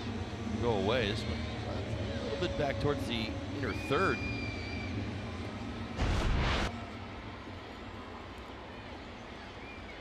Back strikeouts looking. Brian Anderson. I blame you for that. Yep. I'll wear that one. He's the one that pointed out that he had gone 25 at-bats without a strikeout. Well, that's long gone. Yep. I just try to bring the information. You do with it whatever you will. It's true. Listen, that's it. We don't start trends. We don't make this stuff up. We don't have anything to do with anything. I'm sure there'd be a lot of people who would be pleased if I just sat up here and said nothing. Sometimes. That's not it. It did feel like, as you mentioned it, we were kind of like keying it and like, I remember the last time I saw Brian Anderson strike out looking. It had been about a week, clearly. Broken bat there. Back to Maeda. And Dietrich is retired. A 1, 2, 3, 4th inning. 7-0 Dodgers.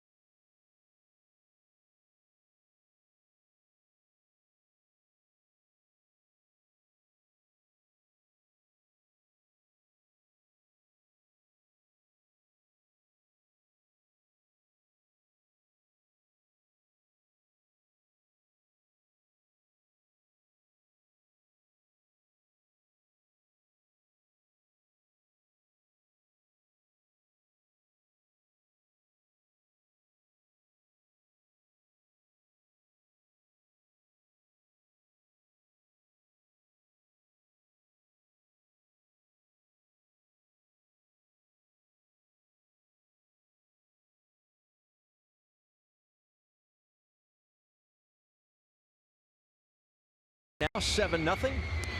This summer, the World Cup is coming to Fox and FS1. Every match live in over 300 hours of coverage. The world's biggest sporting event begins June 14th only on Fox and FS1.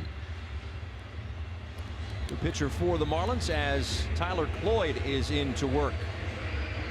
Third pitcher of the afternoon for Miami has worked 8 1/3 innings pitched this year. He's thrown 202 pitches in those 8 2/3 innings. But this is 5th game. So perhaps a situation here to just get some length that, has been his role for Don Mattingly and the Marlins in a series against the first place Braves coming up. We'll see what Cloyd can do, how far he can go after a rough inning for Junichi Tazawa. Well, the Marlins had 4 bullpen innings yesterday. So, as you mentioned, getting ready to go out on the road. Obviously, good competition on the road as well. A lot of Braves right away. You want to keep things in line with the guys at the end of your game.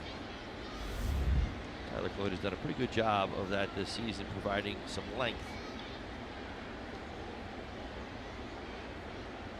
The 0-1 to Bellinger misses outside, a ball and a strike. Well, obviously that's the thing, and Don Mattingly talked about it after the game in Chicago when Cloyd came in to pitch and gave the team some innings, and he wanted to finish off the game. Again, it was a game that had gotten away from the Marlins. It happens, of course.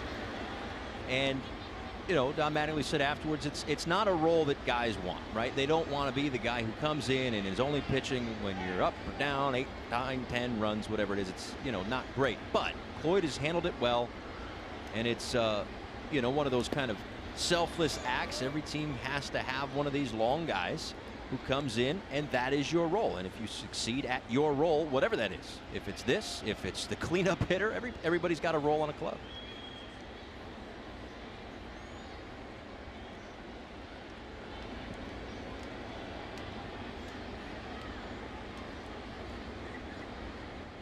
After Bellinger, Forsythe and Puig here in the top of the 5th inning.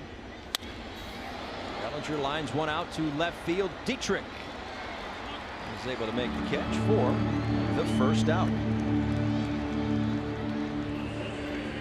Time for the Toyota Trend. All-time 3-game series between these clubs over the course of the last 25 seasons. The last Marlins sweep was in 1999. It was at home, but rather evenly matched series. The Dodgers have swept 6 compared to the Marlins 3. If the score holds, it will be another 2-1 series victory for the Marlins. There's Logan Forsythe, a couple of strikeouts tonight, or this afternoon rather. This one a ground ball to Rojas at short. 2 up and 2 down for Cloyd.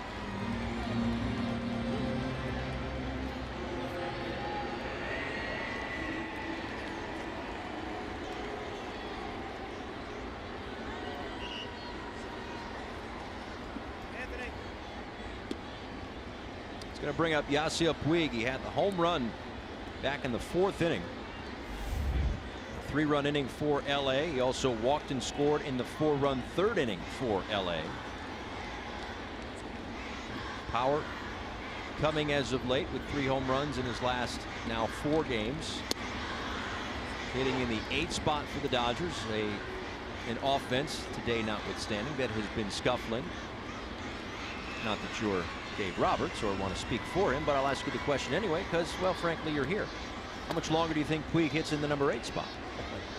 Well, it depends on who they're going up against. And again, they have a lefty-righty lineup. I think that probably will play into it, but you got to be happy if you're the Dodgers that you're getting production from Puig.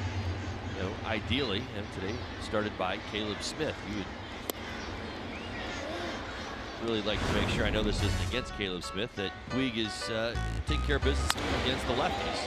One thing he is doing right now is getting through the zone and barreling up. He's gone 100 at bats this year without a home run.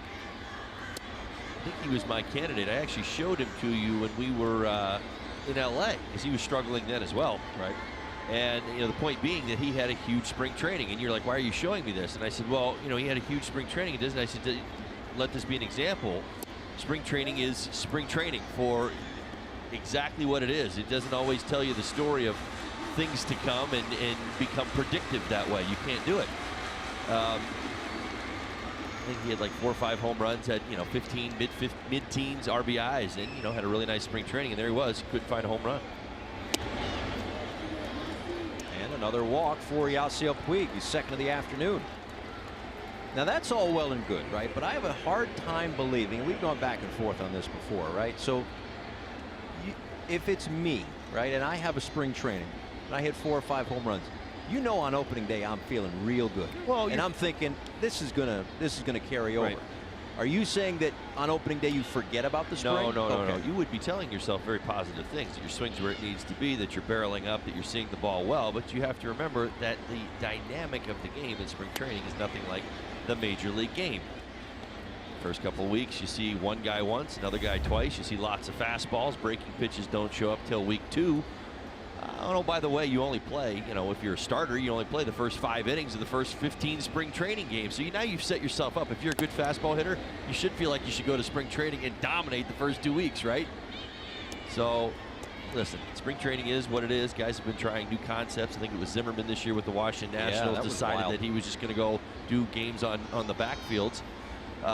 You know, in his opinion, whether it's worked or not, we'll find that out when we get to the Nats.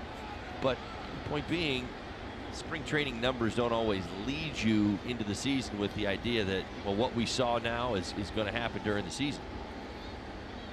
So here we are, mid-May, and Puig seems to be just finding his stroke now. Yeah. As Maeda on the 1-1. Go big or go home. That's right. Wow. So what impressed you more, the big swing or the flexibility? The flexibility. When he does a lot of interesting calisthenics before a start out in the outfield. It's quite entertaining. A rainy day here in Miami. Steam day at the ballpark. Dodgers in front.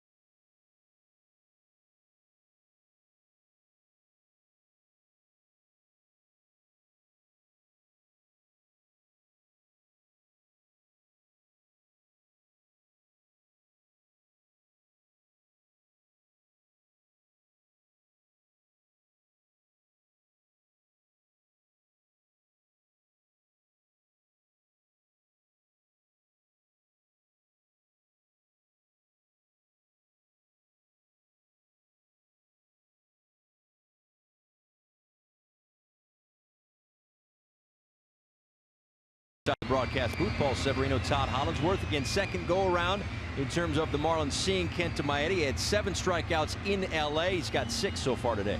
He's been impressive. He doesn't fall into patterns. That's the one thing that I continue to give him credit for. That's one thing hitters are always looking for. Is there a weakness there? Is he doubling up on fastballs in? Can you look at a certain spot? And you watch the hacks that the Marlins are taking today, and Maeda's got the arsenal working.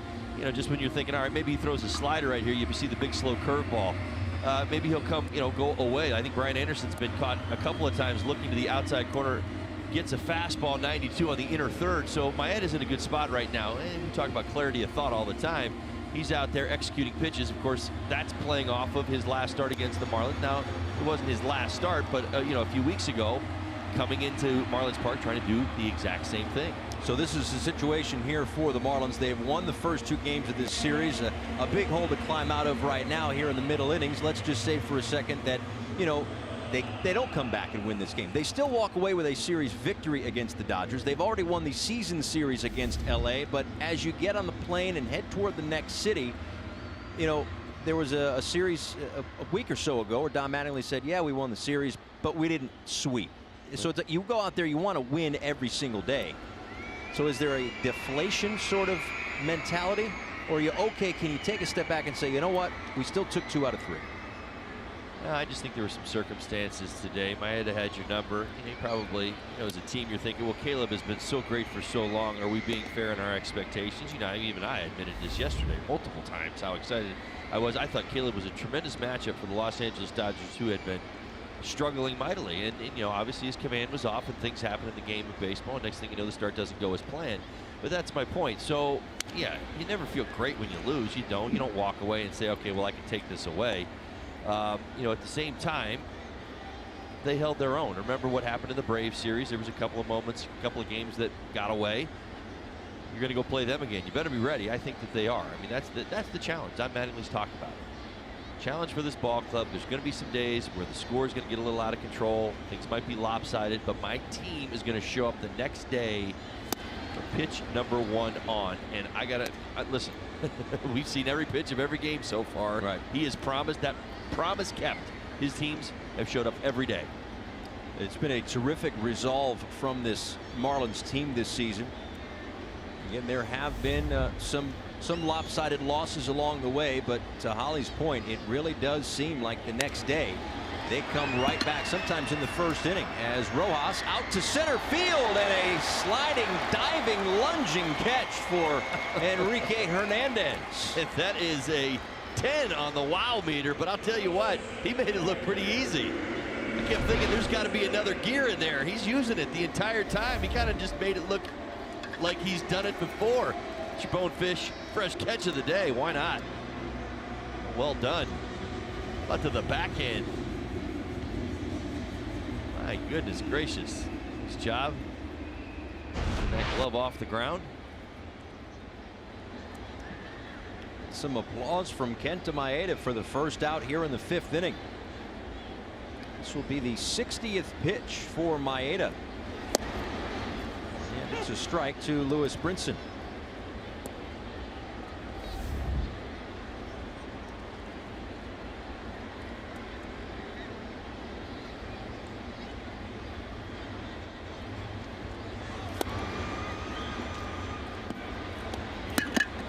And 0-2. That's kind of how it seems like it's been going for Lewis Brinson. It's almost like he walks up to the plate and it's 0-2. Things are going the way that they have been going. Whether it's a team playing well, the balls fall in. Whether you're not playing well, every hit gets taken away. When you're scuffling at the plate, it seems like every at bat it's 0-2, 1-2. When you swing, you're telling yourself, boy, that was a ball. Why did I swing at that? And when you take a pitch, it's right where you thought it was supposed to be.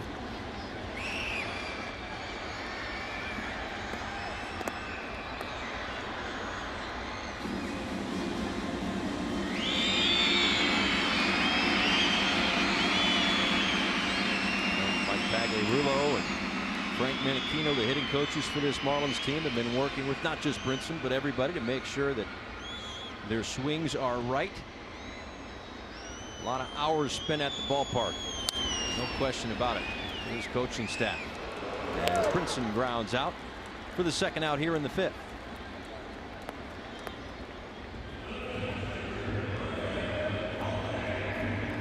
Maeda, even with the 6 strikeouts, has been incredibly efficient with the pitch count today.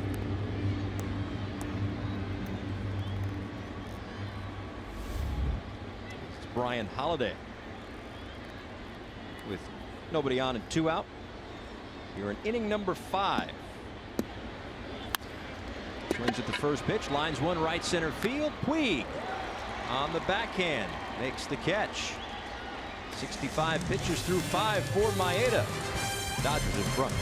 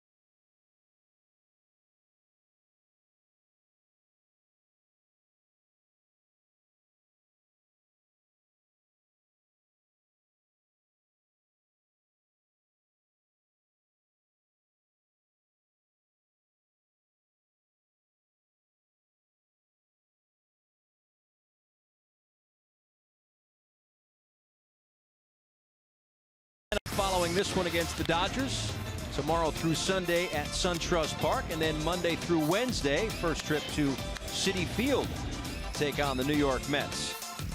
A 2-stop road trip in Atlanta, in New York. Looking forward to it. And then the Nationals when the club gets back home. So 3 consecutive series against National League East competition. Brooklyn Bridge. Fun to go to New York. Fun to go to Atlanta, too. Have you done the zip line? Evidently, there is a zip line at SunTrust Park. Not. Okay. Might have to check that out. I'm a big fan of putting my life in the hands of nylon or rope or workers of another state. Okay. Sure. All right, there is a new defense for you. We went from Holly, go ahead. You do the defense all the time. We go from a 5-4 to a 4-4. That's right. Zone press. Maben in the ball game. He is in left field. That moves Dietrich to second base. Castro's day is done. Shuck is out in right. That moves Anderson to third. Prado, his day is done. Brinson stays in center. Rojas and Bohr at their respective positions. Holiday behind the plate. Cloyd for his second inning of work, and the first pitch to Chris Taylor is fouled back. Top third of the order for the Dodgers. Taylor, Barnes, and Turner here in the top of the 6th inning.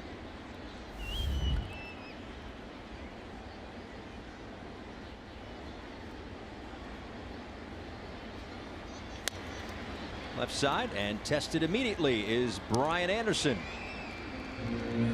There is one out here in the 6th.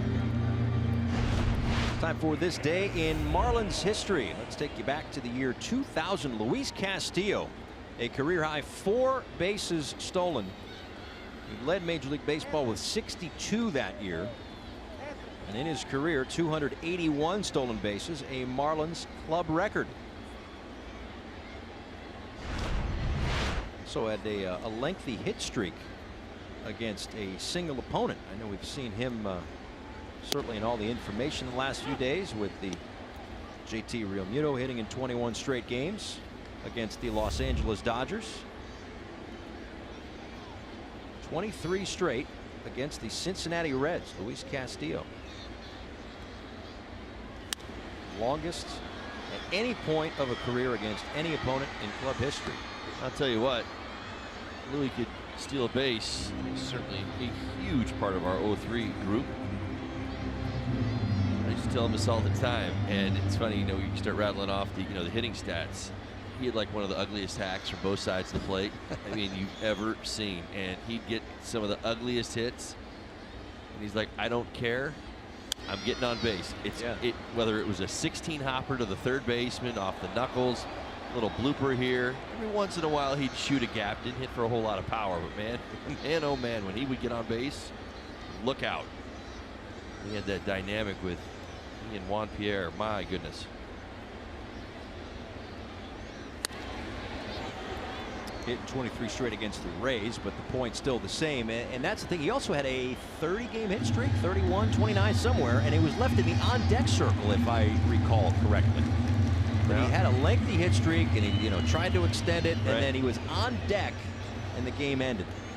I don't know that for sure, so I can't verify it, but I will say this. Then just go with it. I'm doing my best. His speed factored into everything he did. That's what it was so much fun with Louis. Chopper up the middle, Rojas gets Barnes 2 away. Beautifully done. Play by Miggy.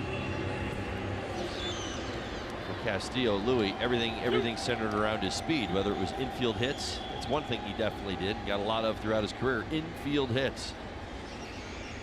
Love to draw that third baseman in and hit a 15 hopper in the hole to the left side. It was a 35-game hit streak is what it was, and he was left in the on-deck circle.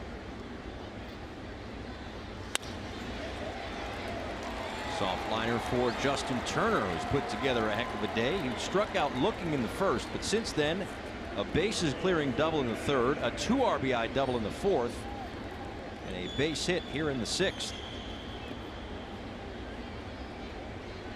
When you combine the most provocative man in sports with the most interesting man in sports, you get opinion that cuts through the hype. Catch Speak for Yourself with Colin Cowherd and Jason Whitlock weekdays 5 Eastern only on FS1.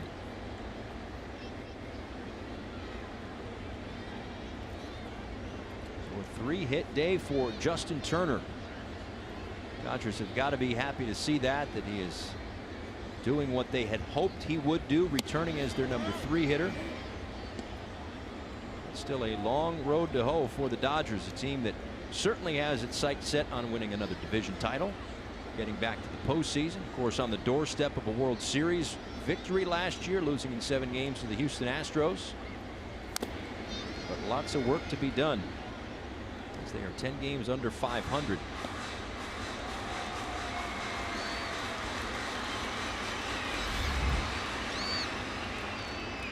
Couple of hits today for Matt Kemp. Second go round with the Dodgers in his career. Bounced around a little bit. Padres, Braves, and now back with LA. Came into camp this year in terrific shape. Lost upwards of, 40 pounds. It's helped his flexibility, and he's been out in the outfield an awful lot more this year. He's got himself 40 hits and a .313 batting average this year.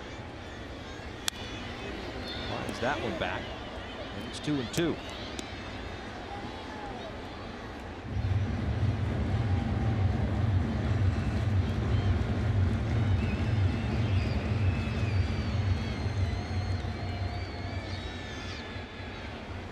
Kemp second in the MVP vote in 2011. Ryan Braun won the award, but Kemp led big league baseball in runs, homers, and RBIs. This one lined out to right center field. A long run for Shuck, and this one is going to go over the wall. Or maybe not. Justin Bohr pointing that went over the wall. So we'll get a closer look here. It definitely went over the wall. See it hit squarely in the warning track. Hits the black. I think it is an automatic double. I think deceiving is the fact that the 392 is written above the wall. Right? Usually it's written on the wall, the way it is down in the corners, in the gaps, center field. Hit right there, and back to third goes Justin Turner.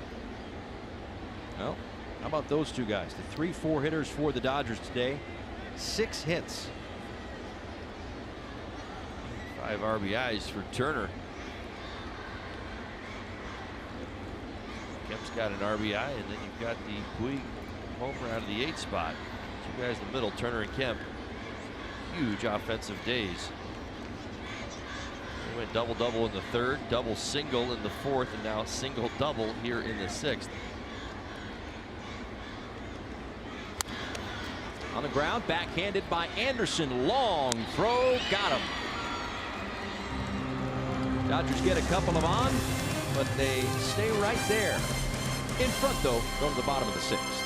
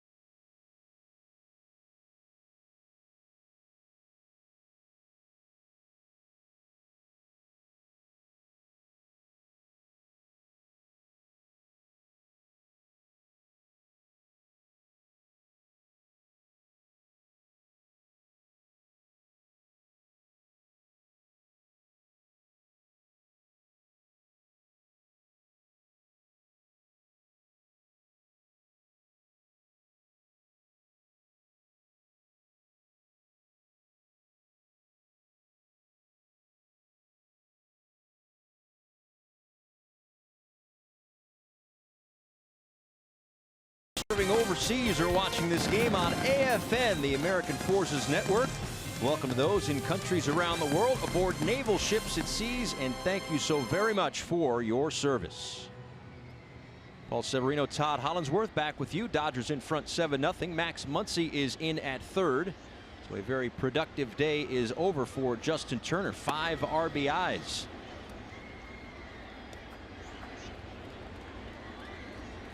As Kenta Maeda back out for his 6th inning of work. Tyler Cloyd hitting for himself to lead off the 6th inning.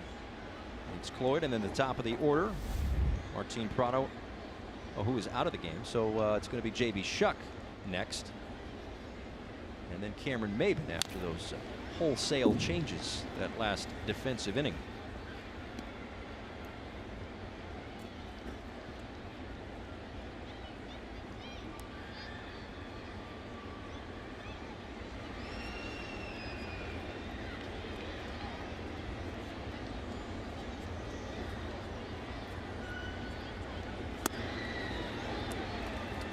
There's a strikeout, 7th of the day for Kenta Maeda.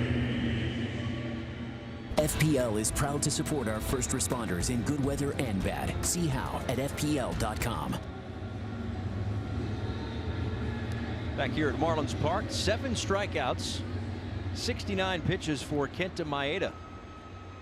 He had 7 strikeouts against the Marlins when these teams met toward the end of April. Here is J.B. Shuck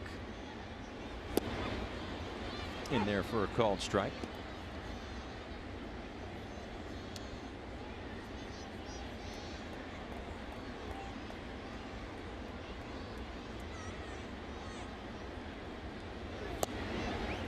Going into today's ball game, the way both starters were going, you'd think the score would be flipped right now. Caleb Smith dominant in his last 4 starts. Had some control issues in today's ball game and had 1 bad inning. 41 pitches cost him the remaining innings in the afternoon. Dodgers lineup offense has come to life.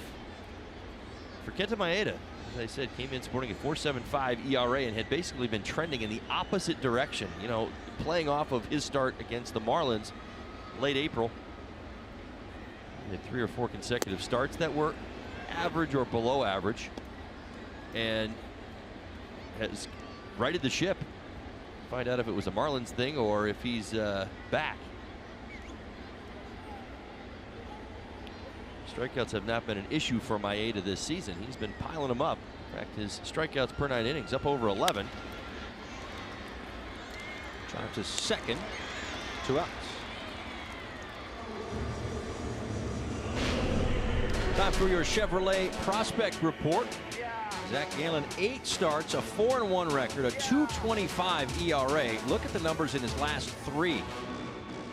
Acquired in the trade from St. Louis. Marcell Ozuna deal. See Ozuna and the Cardinals in a couple of weeks. And Arnie Byler, the manager at AAA. Craig Minervini, Jeff Nelson, going to have a chat with Arnie about that rotation again that has been so good, so promising. And again, we talked so much about the depth that this front office here in Miami has tried to build the last almost calendar year since the deadline last year. 27 players added to this organization, and a lot of pitchers as well. A lot of arms, and especially the ones at AAA right now, they're going well. I tell you what, the results have been fantastic. If you're a Marlins fan and you're buying into this process, which I hope you all are, it's going to be a fun journey. It really is. I mean, we're seeing on a daily basis, you know, we give you the the farm report. We're putting up a stud every day. Yeah. We're giving you great numbers, and it's as surprising to my eyes when you see how hot so many of the Marlins minor leaguers have been. Good numbers at AAA.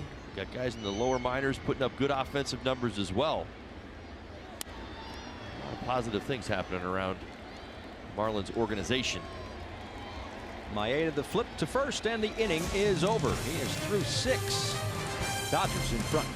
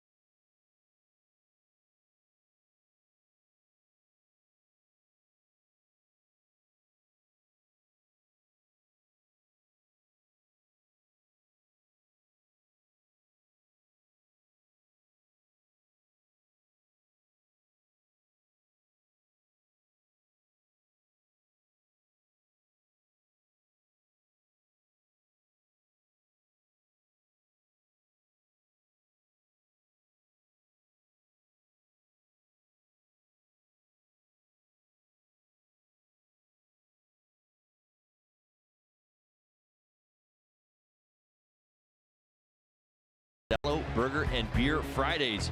Enjoy this fantastic deal on May 25th when the Marlins take on the Nationals at 7:10. Tickets start at just $30. Get your tickets at marlins.com/burger.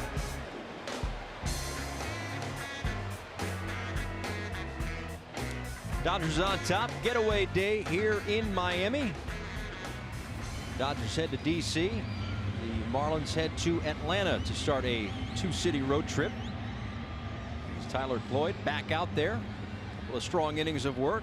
A couple of hits, 1 walk. Third pitcher of the day for the Marlins. Caleb Smith started this one. 3 innings of work, a couple of hits, but 4 walks. He's just been so good for the Marlins as of late. Really his last 4 since the end of April, as Bellinger pops up the first pitch of the inning. Rojas for the first out.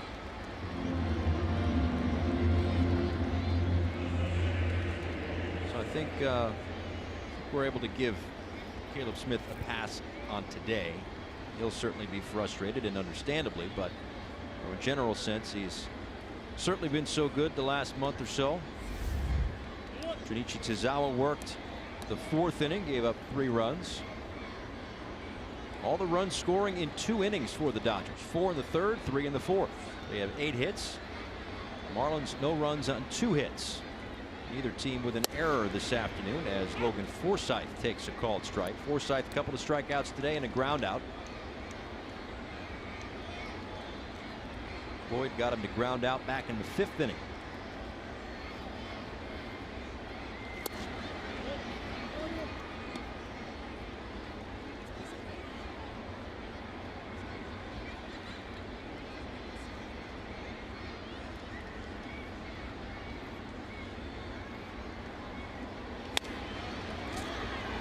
Out to center field. Brinson hustling in, makes the catch. Now, nice running catch by Brinson. He's had a bit of a tough time with the ceiling and some reads off the bat. This one actually broke back a couple of steps and almost squeezed it out. Been there, boy, oh boy, that makes you nervous. Do everything in power to kind of correct the mistake, which he did. Then you get your glove around it, and all of a sudden that thing's on its way out. Nicely done. So here's Yasiel Puig. A home run, his 2nd of the series, and a couple of walks in this one.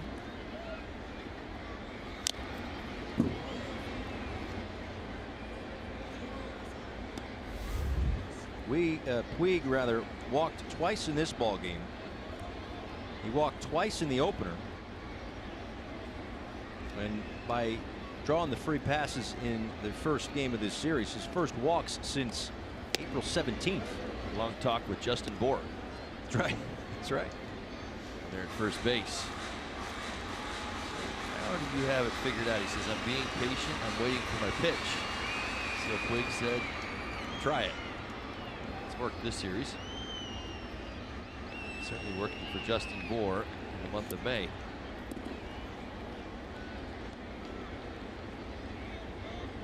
Yeah, Bohr 14 walks in May, leading the National League.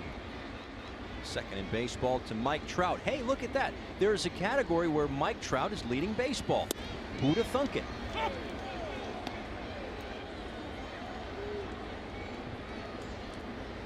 Angels going back and forth with the Houston Astros earlier this week. National League, or American League West rather.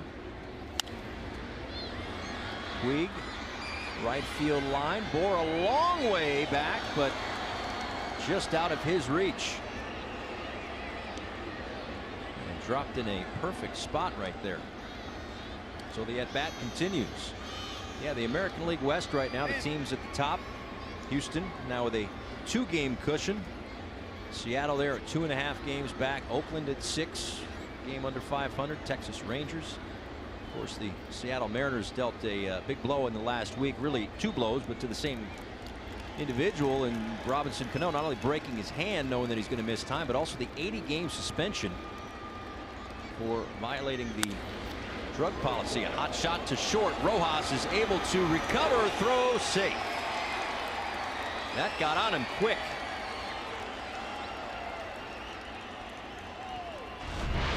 Now this is hard off the bat by Puig. One hop. Played it off to the side, knocked it down to go behind him to find the baseball. Actually caught his left leg, and then he kicked it. I'm gonna give Puig a hit for this one. Slider right there, hit it hard. That is a hitter smelling a hit. You see the acceleration down the baseline. He went from 5th gear to 6th. Everybody has that 6th gear, but Puig does. So Puig has reached base in all 4 trips. It's Kenta Maeda hitting for himself in the 7th inning.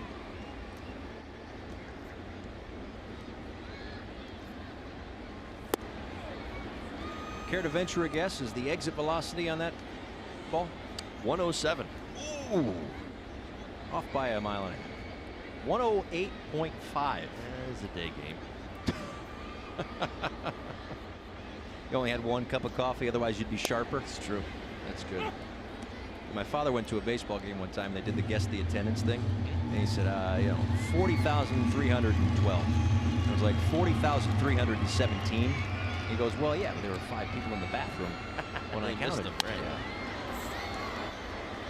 This one in the air toward left field. Maben will make the catch. 7th inning stretch time here at Marlins Park with the Dodgers on top.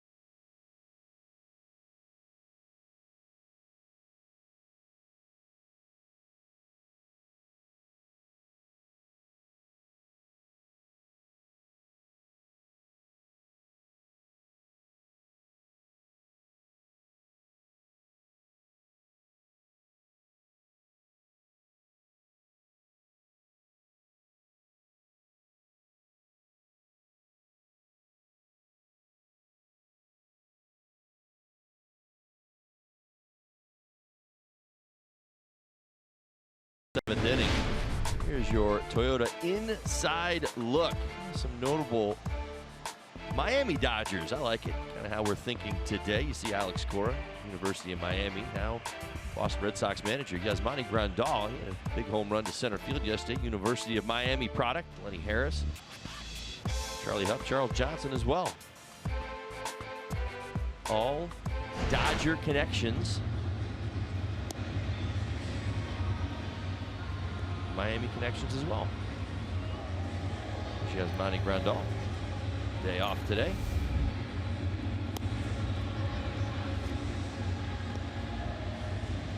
Here's your new left fielder, Jock Peterson, into the ball game.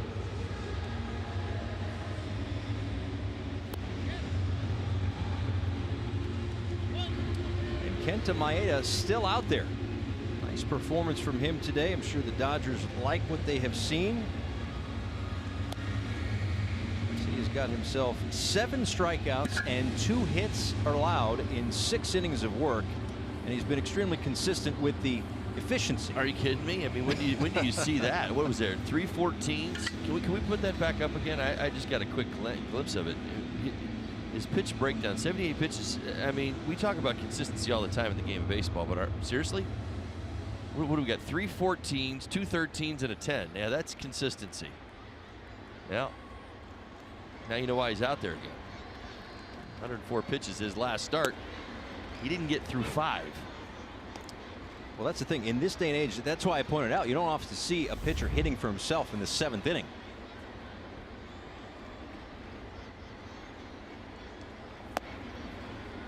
As Bohr is able to hold up.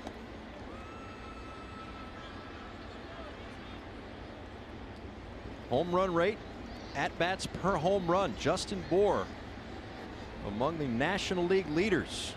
Bryce Harper and Charlie Blackmon are better. Bohr toward shallow left. Chris Taylor over from short. Goes and gets that one, the first out here in the 7th. Talking about JB, I didn't see that coming in. I know Justin was working on certainly his approach at home plate, being patient, swinging at his pitch. Good on-base percentages throughout his career, but typically hitting for a higher average. I mean, he has, in a lot of ways, shaped himself to today's modern player, has he not? I mean, with the walks and the power, particularly this month. Well, I know it can be a situational thing, but he's also seen a lot of shifts. As Brian Anderson fouls that one back. He's seen a lot of shifts, but as we mentioned before, 4 home runs this season the other way. I mean, at what point does the infield at least start to maybe creep back over 2 guys on one side and 2 guys on the other? Probably never. I don't think there's a whole lot of evidence. And here's the thing. Justin Bohr is not a stolen base threat. He is not a guy who's typically taking the extra base on the bases. We've seen a few times in his career, at least I have over the last 2 seasons, him score from first on a double occasionally, and we're stretching. But you see what I'm getting at is that controlling him on the bases, you can almost make the argument that take the single. We don't want to see you hitting balls out of the yard. That's the impact you can have. Chop to third. That's Muncy. 2 away. Last year, played 108 games, Justin Bohr did. Walked 47 times. That was a career high, 47. We are in the middle of May. He's got 28 walks already. He's he's already over the halfway threshold. Yeah. And he was racking them up quickly, too. What, 4 or 5 games in a row? He had 2. All-Star break, he should be somewhere near 47 if he keeps his pace up. Speaking of walks, Derek Dietrich with a walk last night, his first since April 10th. That was 103 plate appearances in between walks for Derek Dietrich. Had a double back in the 2nd inning today, 1 for 2 this afternoon. Today has some significance for Derek. I'm sure he's not thinking about celebrating too big, but it is a significant milestone, if you will, and these do matter. This is his 500th career game played. He's been around. He's established himself as a good utility guy, a guy who can play a variety of positions. When he gets hot, boiled out, I'll tell you what, he's a bat you don't want to take out of the lineup.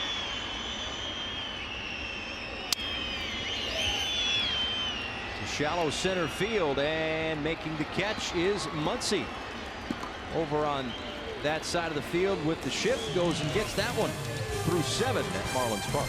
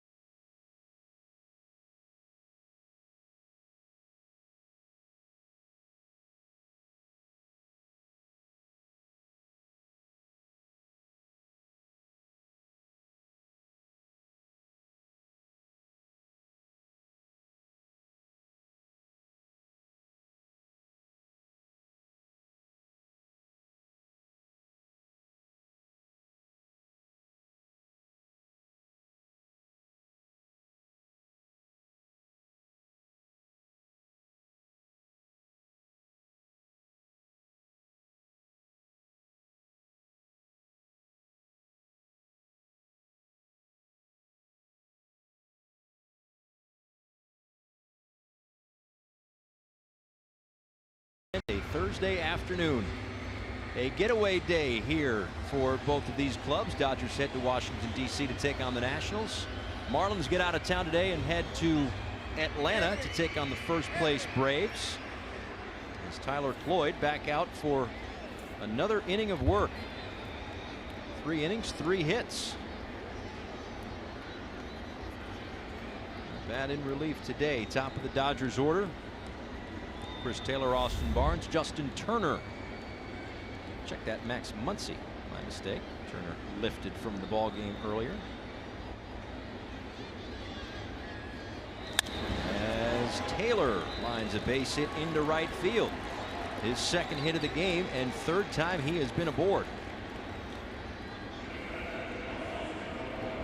Well, that's a guy that if the Dodgers are going to get back to where the Dodgers hoped that they were going to be, you can say all you want about the guys like Puig and Turner and Bellinger, but if Chris Taylor can do more of what he did last year, especially out of that leadoff spot, be a table setter for this offense, that could go a long way in what, again, they're 10 games under 500 right now. A long turnaround though, but you got to start somewhere.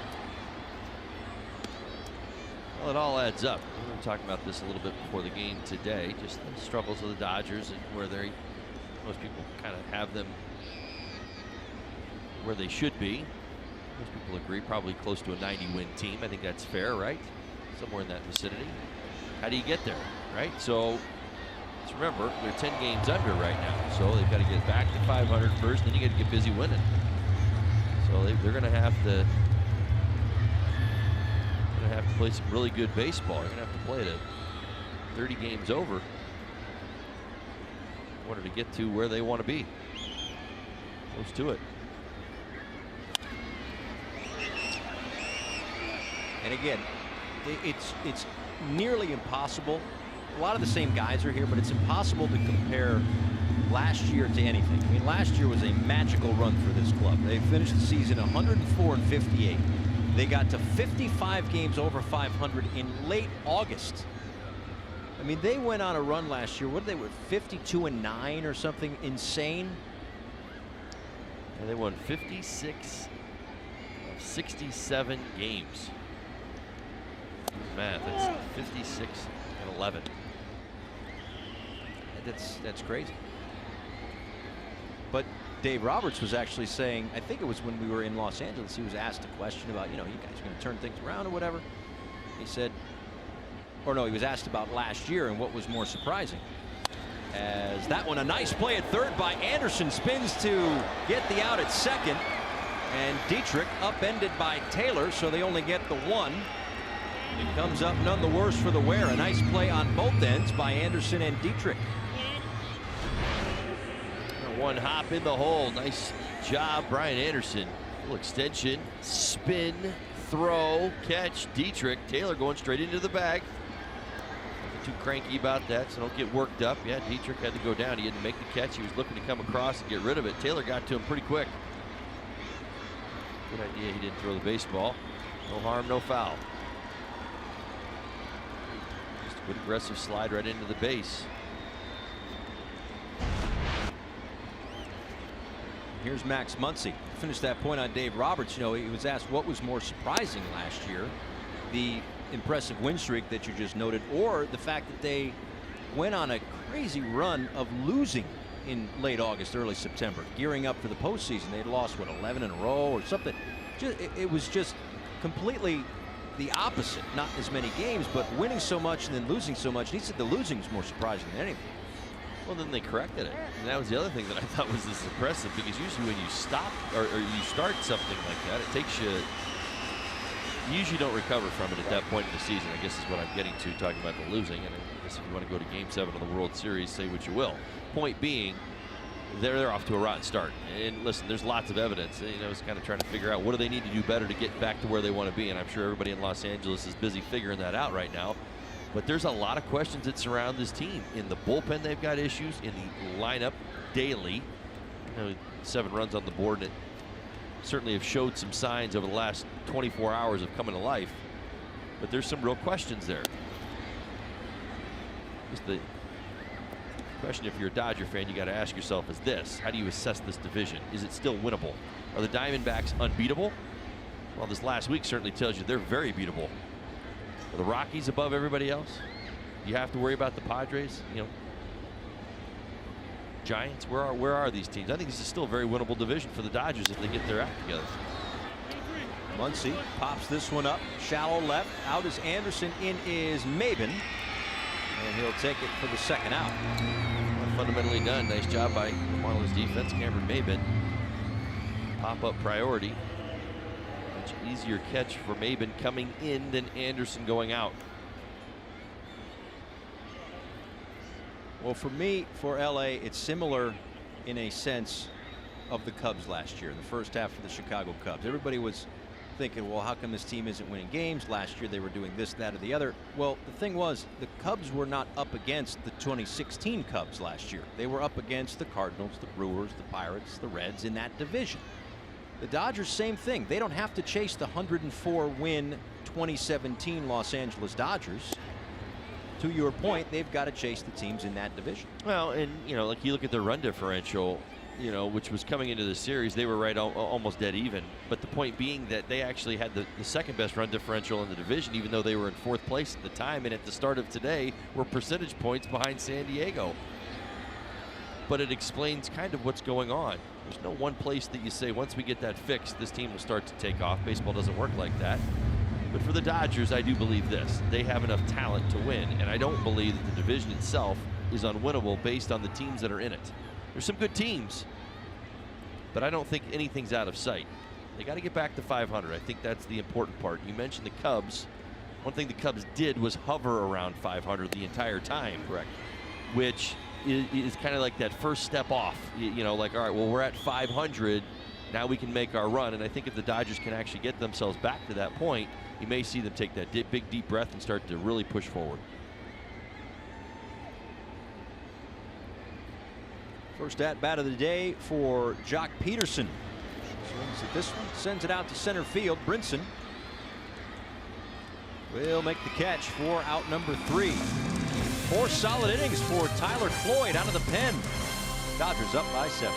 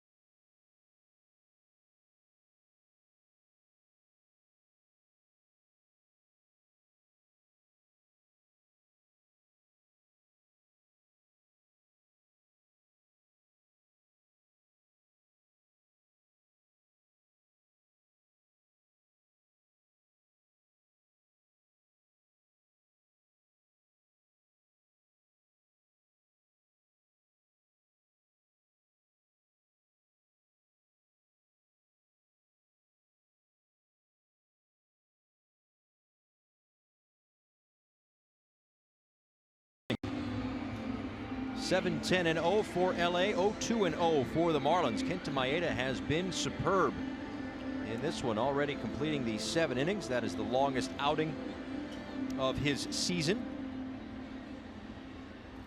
He'll face Miguel Rojas, Lewis Brinson, and Brian Holiday here in the 8th inning. Rojas, a strikeout back in the 2nd. Had a hit taken away by Enrique Hernandez on a lunging grab in the 5th inning. So an 0-for-2 day for Rojas. Well, Maeda continues ranting and raving about his consistency. 9 pitches in the 7th, so still in position to continue on.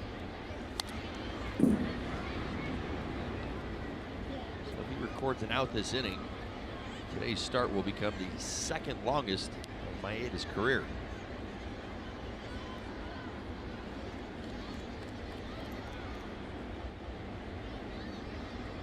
Some usual stirring out in the Dodger bullpen.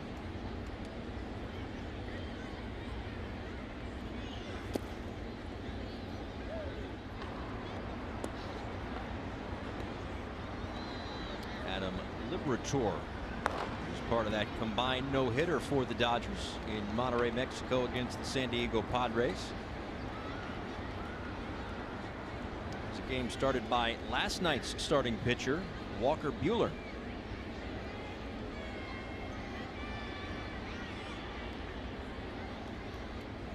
Maeda's 1-2 to Rojas. Swing and a miss. That is 8 strikeouts.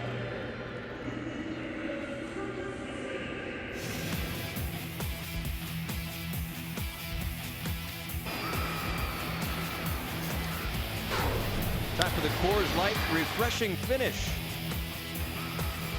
Been all about Kenta Maeda today. He has been sharp throughout, only allowing 2 hits. And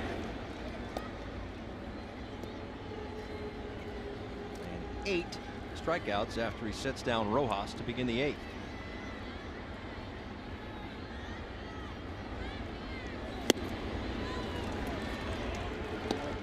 Still pumping it in.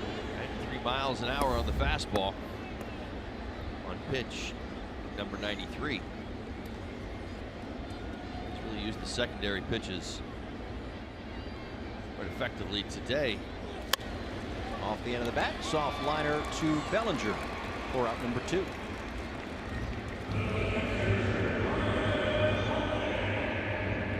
MLB At Bat is your #1 app for Marlins baseball. Customize your experience to catch every moment this season. Get Marlins home screen icons and features such as the MLB.TV Game of the Day, pitch tracking, in-game highlights, live radio broadcast, stats, news, and more. Download MLB At Bat today. Here's Brian Holiday. Swing and a miss, 0-1. 93 miles an hour from Maeda.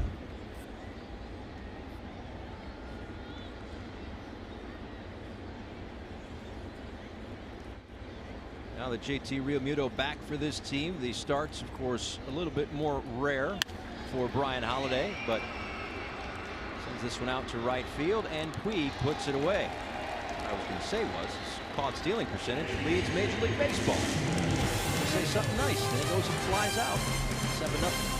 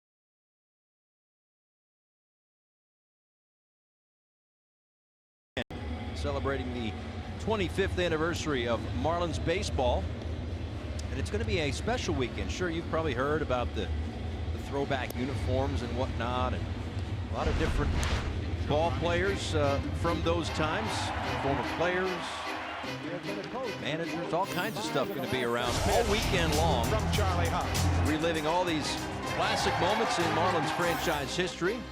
All weekend long on Fox Sports Florida, going to be reliving some of that stuff as the games go. We'll have plenty of guests up in the booth as well.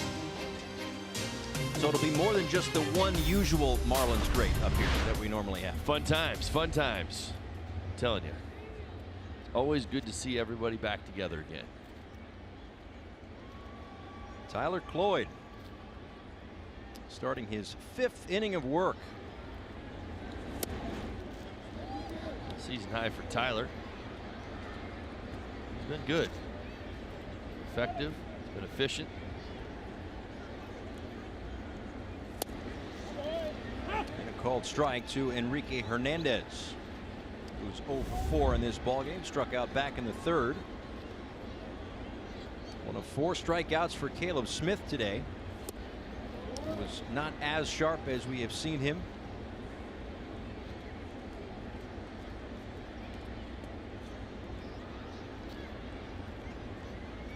Sure, it's a situation where he will use these next few days to regroup and get back to where he was entering the day, where Smith, among pitchers with at least 8 starts, was 4th in the National League with a strikeout rate of about 32%.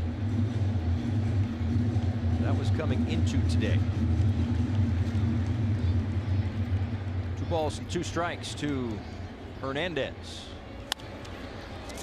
Center left field rather for Cameron Maben. 1 away here in the 9th.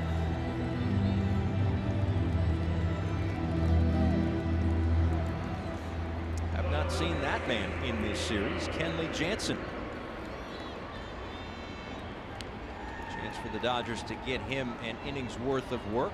Of course, haven't really needed him all that much as of late. Dodgers have lost 6 in a row, 9 of 10. And 16 of 21 entering play today.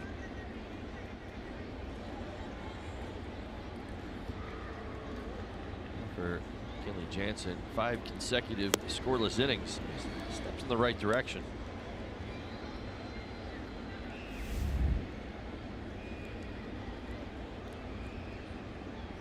Cody Bellinger 0 for 3 today.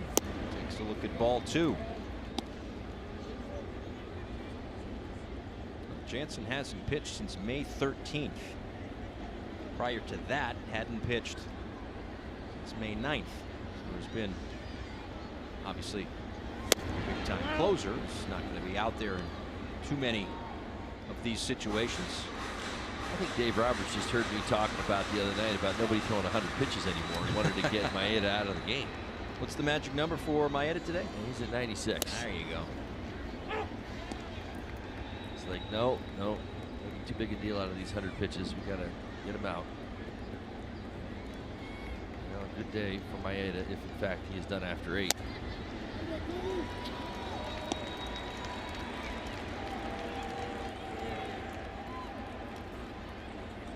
Second walk this afternoon for Tyler Cloyd.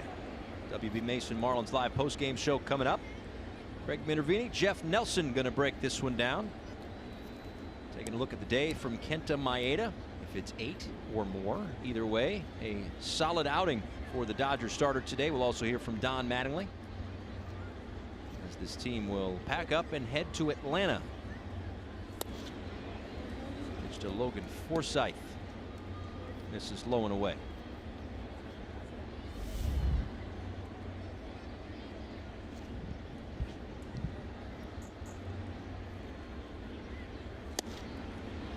Called strike. Forsythe today. A couple of strikeouts, a ground out and a fly out. Missing time with right shoulder inflammation.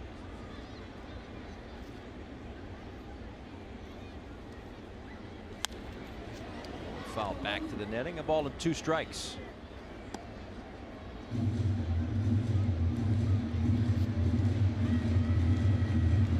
Last year was his first year with the Dodgers. Had a .351 on-base percentage.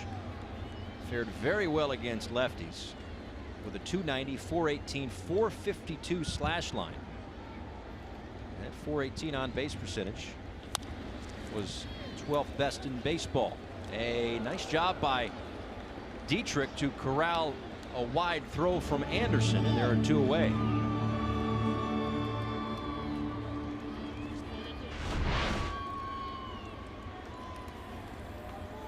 Good job on fielding the ball, gets his feet in the right position, throw just a little bit to the right side.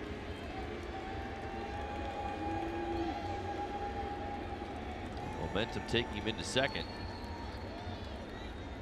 And the throw nearly taking Dietrich into right. How about that? Nice job by Derek. His foot on the bag.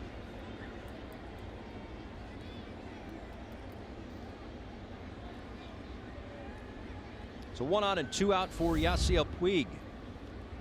He's reached base all 4 times today. Walked and scored back in the 3rd. His 2nd homer of the series back in the 4th. Walked in the 5th. And had a single in the 7th.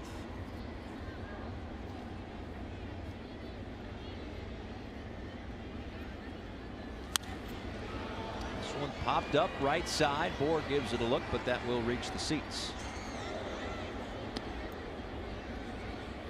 Not a bad week for Puig. Woke up Sunday morning with no home runs. Chase Utley has moved into the on-deck circle for LA. Career best 28 home runs, 74 RBIs last year for Puig. .833 OPS was his best since 2014. Popped up again.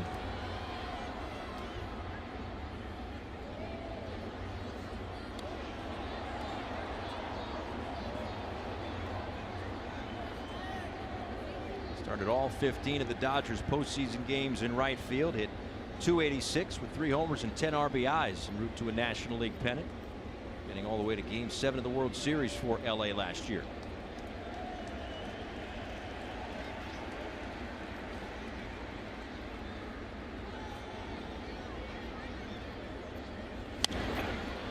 Popped up again.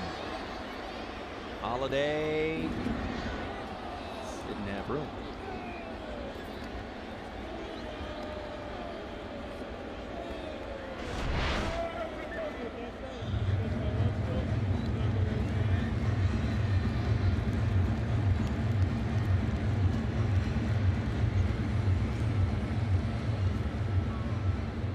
Would have caught that too. I think it was into the net into the glove. It's good hand-eye coordination by Holiday. 1-2 to Puig. Fouled off again.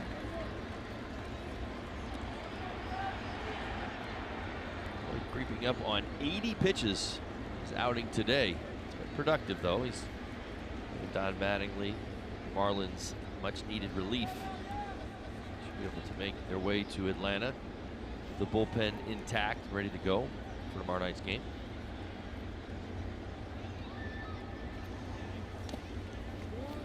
Gets away from Holiday, but not far enough for Forsythe to advance.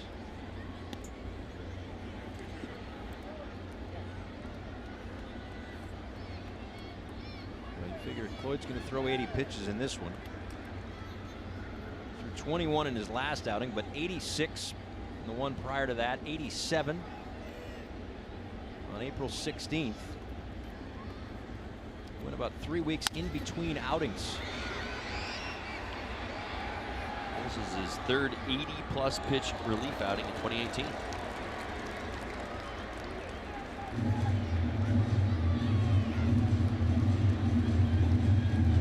$52 strikes today.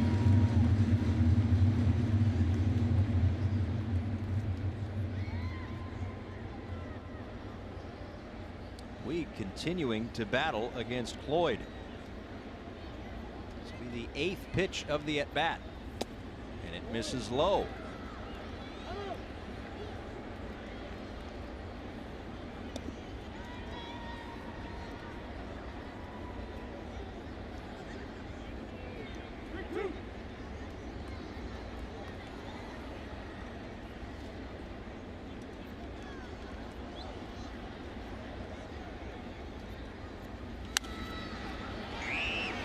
Right side in the air. Borg gives it a look, and we'll see another.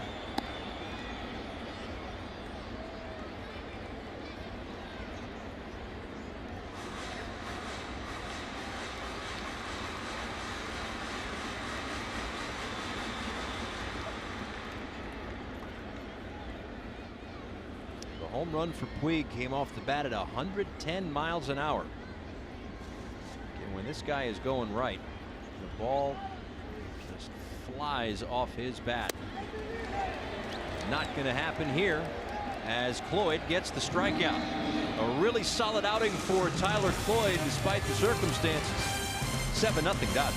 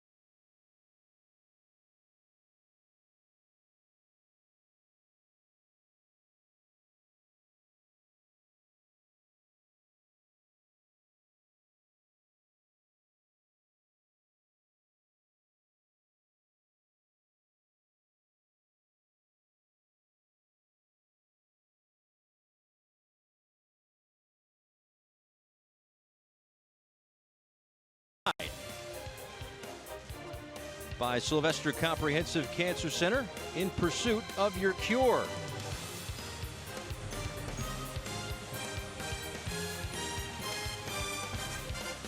A 7-0 lead for the Dodgers as we go to the bottom of the 9th inning. Florida Lottery call to the bullpen as we get our first look at Kenley Jansen in this series. Such a terrific outing by Kenta Maeda. But this call to the bullpen is brought to you by the Florida Lottery. Don't miss your chance to play for the massive Powerball jackpot. Pick your lucky numbers and get your Powerball ticket at any Florida Lottery retailer. The Florida Lottery, it's your ticket. Claim it. Must be 18 or older to play. Play responsibly. Well, when we last saw the Dodgers in LA, there were some mechanical issues going on with Kenley Jansen. He's pitching in his 17th game here in 2018. JT Realmuto off the bench to get an AB. Risky business here. Right. Very risky business. I mean, well, listen. I'm not sure. Listen, everybody's going to downplay it, but people like me now, as the former player, right? We're not allowed to talk. I'm allowed to get excited, but they're not allowed to get excited. Hey, what are we talking about? We're talking about the consecutive game hitting streak that he's got going on against the Los Angeles Dodgers, and it is now on the line in this pinch hitting appearance against Kenley Jansen. All right, well, down 0-2, a quick pitch, and that one inside.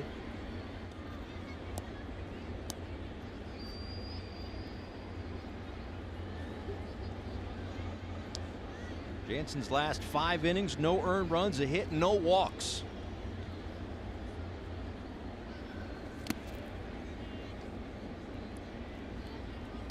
In that time, his ERA has gone from 5.40 to 3.78. So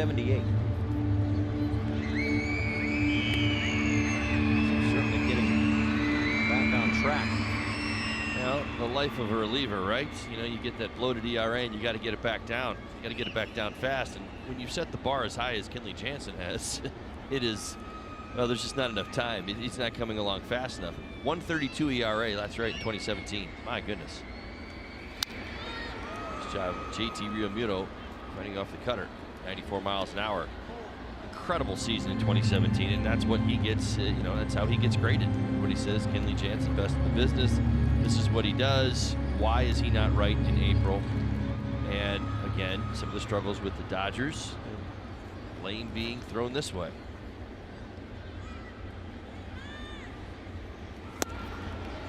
There's a called strike 3. Ability to get low and in. JT looking away, thinking the cutter's on its way. His fastball, pretty straight. Just at the knees on the inside part of the plate. We're out number 1 in the ninth. Last season, and I think this is maybe what tells you the story, and I think the way people feel about where Jansen is at. 109 strikeouts, and this is just regular season stuff too, by the way. 109 strikeouts in 68 innings. 109. This season, he's got 15 punch-outs and 16 2/3 coming in. Now he's got 16 and 17. He's one of the game's best. That's the thing. I mean, you're so good for so long. You set a high bar, and when you fall back down to like human, people wonder what's going on with this guy. Yeah, that's right. I mean, he walked 7 guys all of 2017. He's already walked 6 guys this year. So again, he has set the bar at an all new level. Oh, by the way, was paid handsomely this winter. Oh, is that right? And you've got some struggles early on. It just puts everybody into a tizzy. And it's understood. Expectations are high for Los Angeles Dodgers, and you're not going to win without Kenley Jansen. They get him right. I think that's a big part of helping that bullpen out. J.B. Shuck 2 for 2 in his career against Kenley Jansen.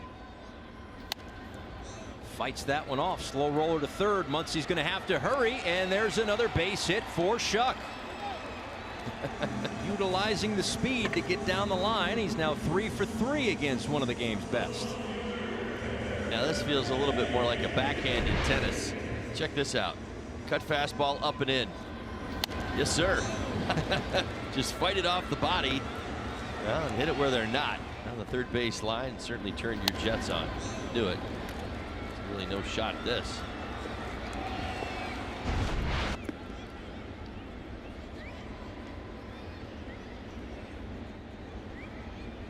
Here's Cameron Maben.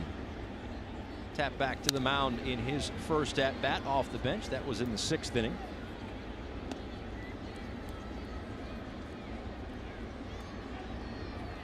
Maben's got a hit in 7 of his last 9 games against the Dodgers, hitting .281 coming into today in that span, but now 9 for 33.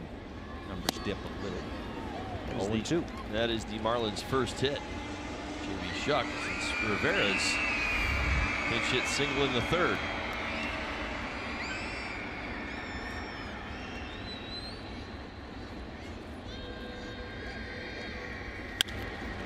Maben out to right center field, and that's going to fall in for a base hit. Another hit for Maben against the Dodgers. 2 on here in the 9th. Let's give you another look. Swing by Maben. He stayed inside the baseball, pulled the hands in. Boy, he's been swinging the bat really well.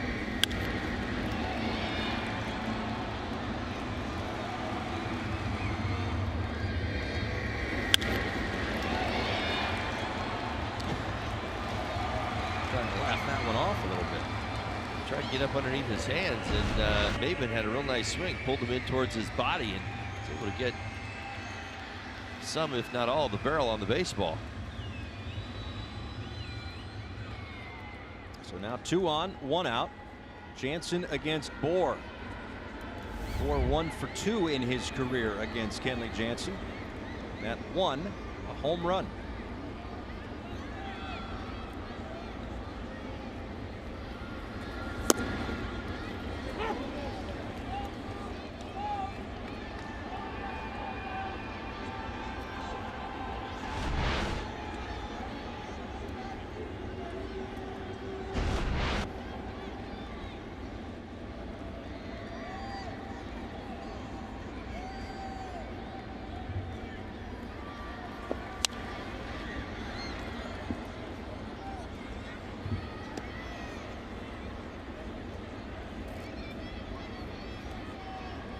talking about the Jansen struggles at the beginning of the season. Some of it could possibly be attributed to his workload. Get this. 19 times in 2017, he went more than an inning.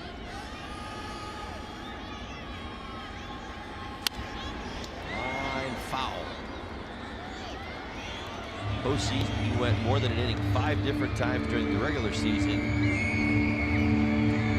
14 times, my goodness.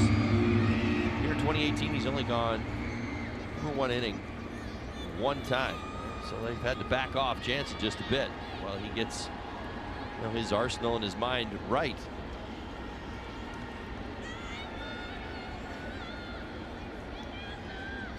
The 0-2 to Bohr. Left field line and foul. Tell you right now, he better be careful on that side of the plate. JB's been on his game when challenged on the outer third, particularly up. He's touched off some long home runs to left field.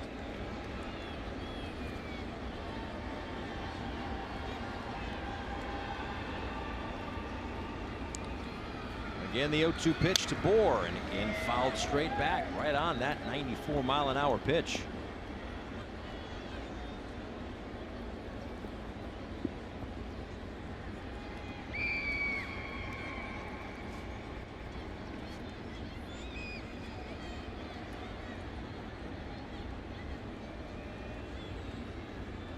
Shuck away from second, Maben from first. Again, the 0-2. Tap, foul.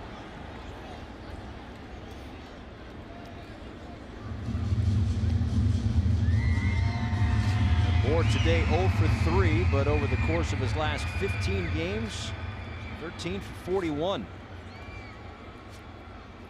7 home runs, 14 RBIs. Finding his stride here in May.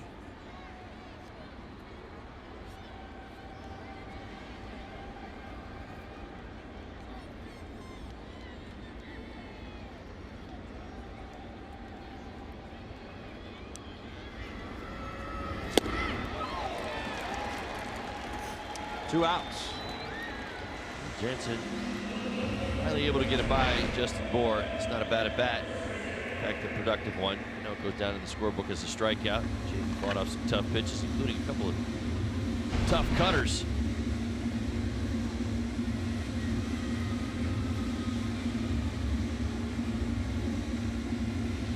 So Barnes goes out to talk with Jansen, who well, he's thrown a lot of strikes today. Yeah, he's pounding the strike zone.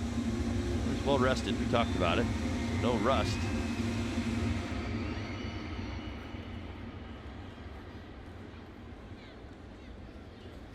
Last hope for the Marlins today, Brian Anderson. The strikeouts looking today against Kenta Maeda, who had 8 in 8 innings of work. A couple shy of his season best.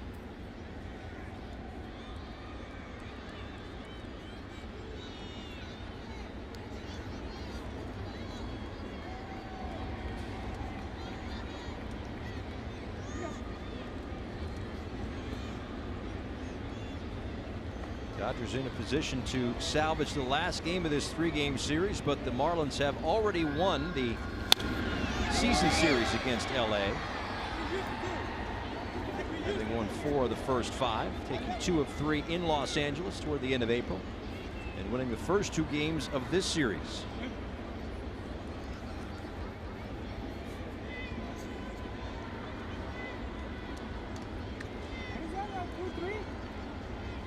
Anderson no at-bats against Jansen in his career.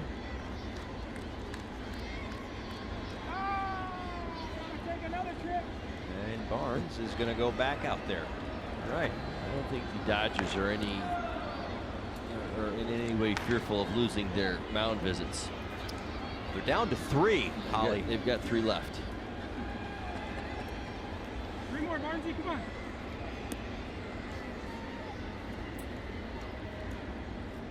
What if they just played with us right now and just used them all? Had that thought before. With 2 outs in the 9th. Be funny. Hilarious even. As Anderson swings and misses 0-2. Keep walking back and forth. That's right. Oh, wait, what do you say? Like turn around. You see that you hear the home plate umpire call it out every time you go out there. That's one, and they, obviously let both dugouts know it's one mound visit. Start saving them all to the end of the game and using them all at once. Yeah. Kind of like basketball. That's right. That's right. Like every possession, take a timeout. The 0-2 on the way from Jansen. Now just below the broadcast booth to our right.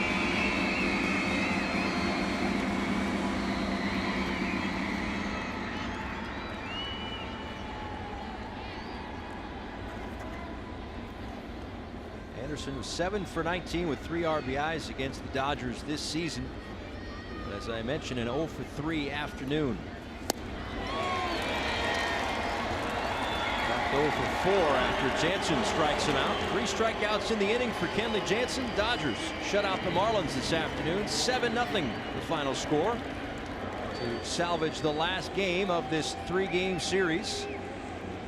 But again, the Marlins take the season series, winning 4 of 6. Time for the Coors Light refreshing finish, and certainly refreshing for the Dodgers to see Kenley Jansen out there pumping strikes.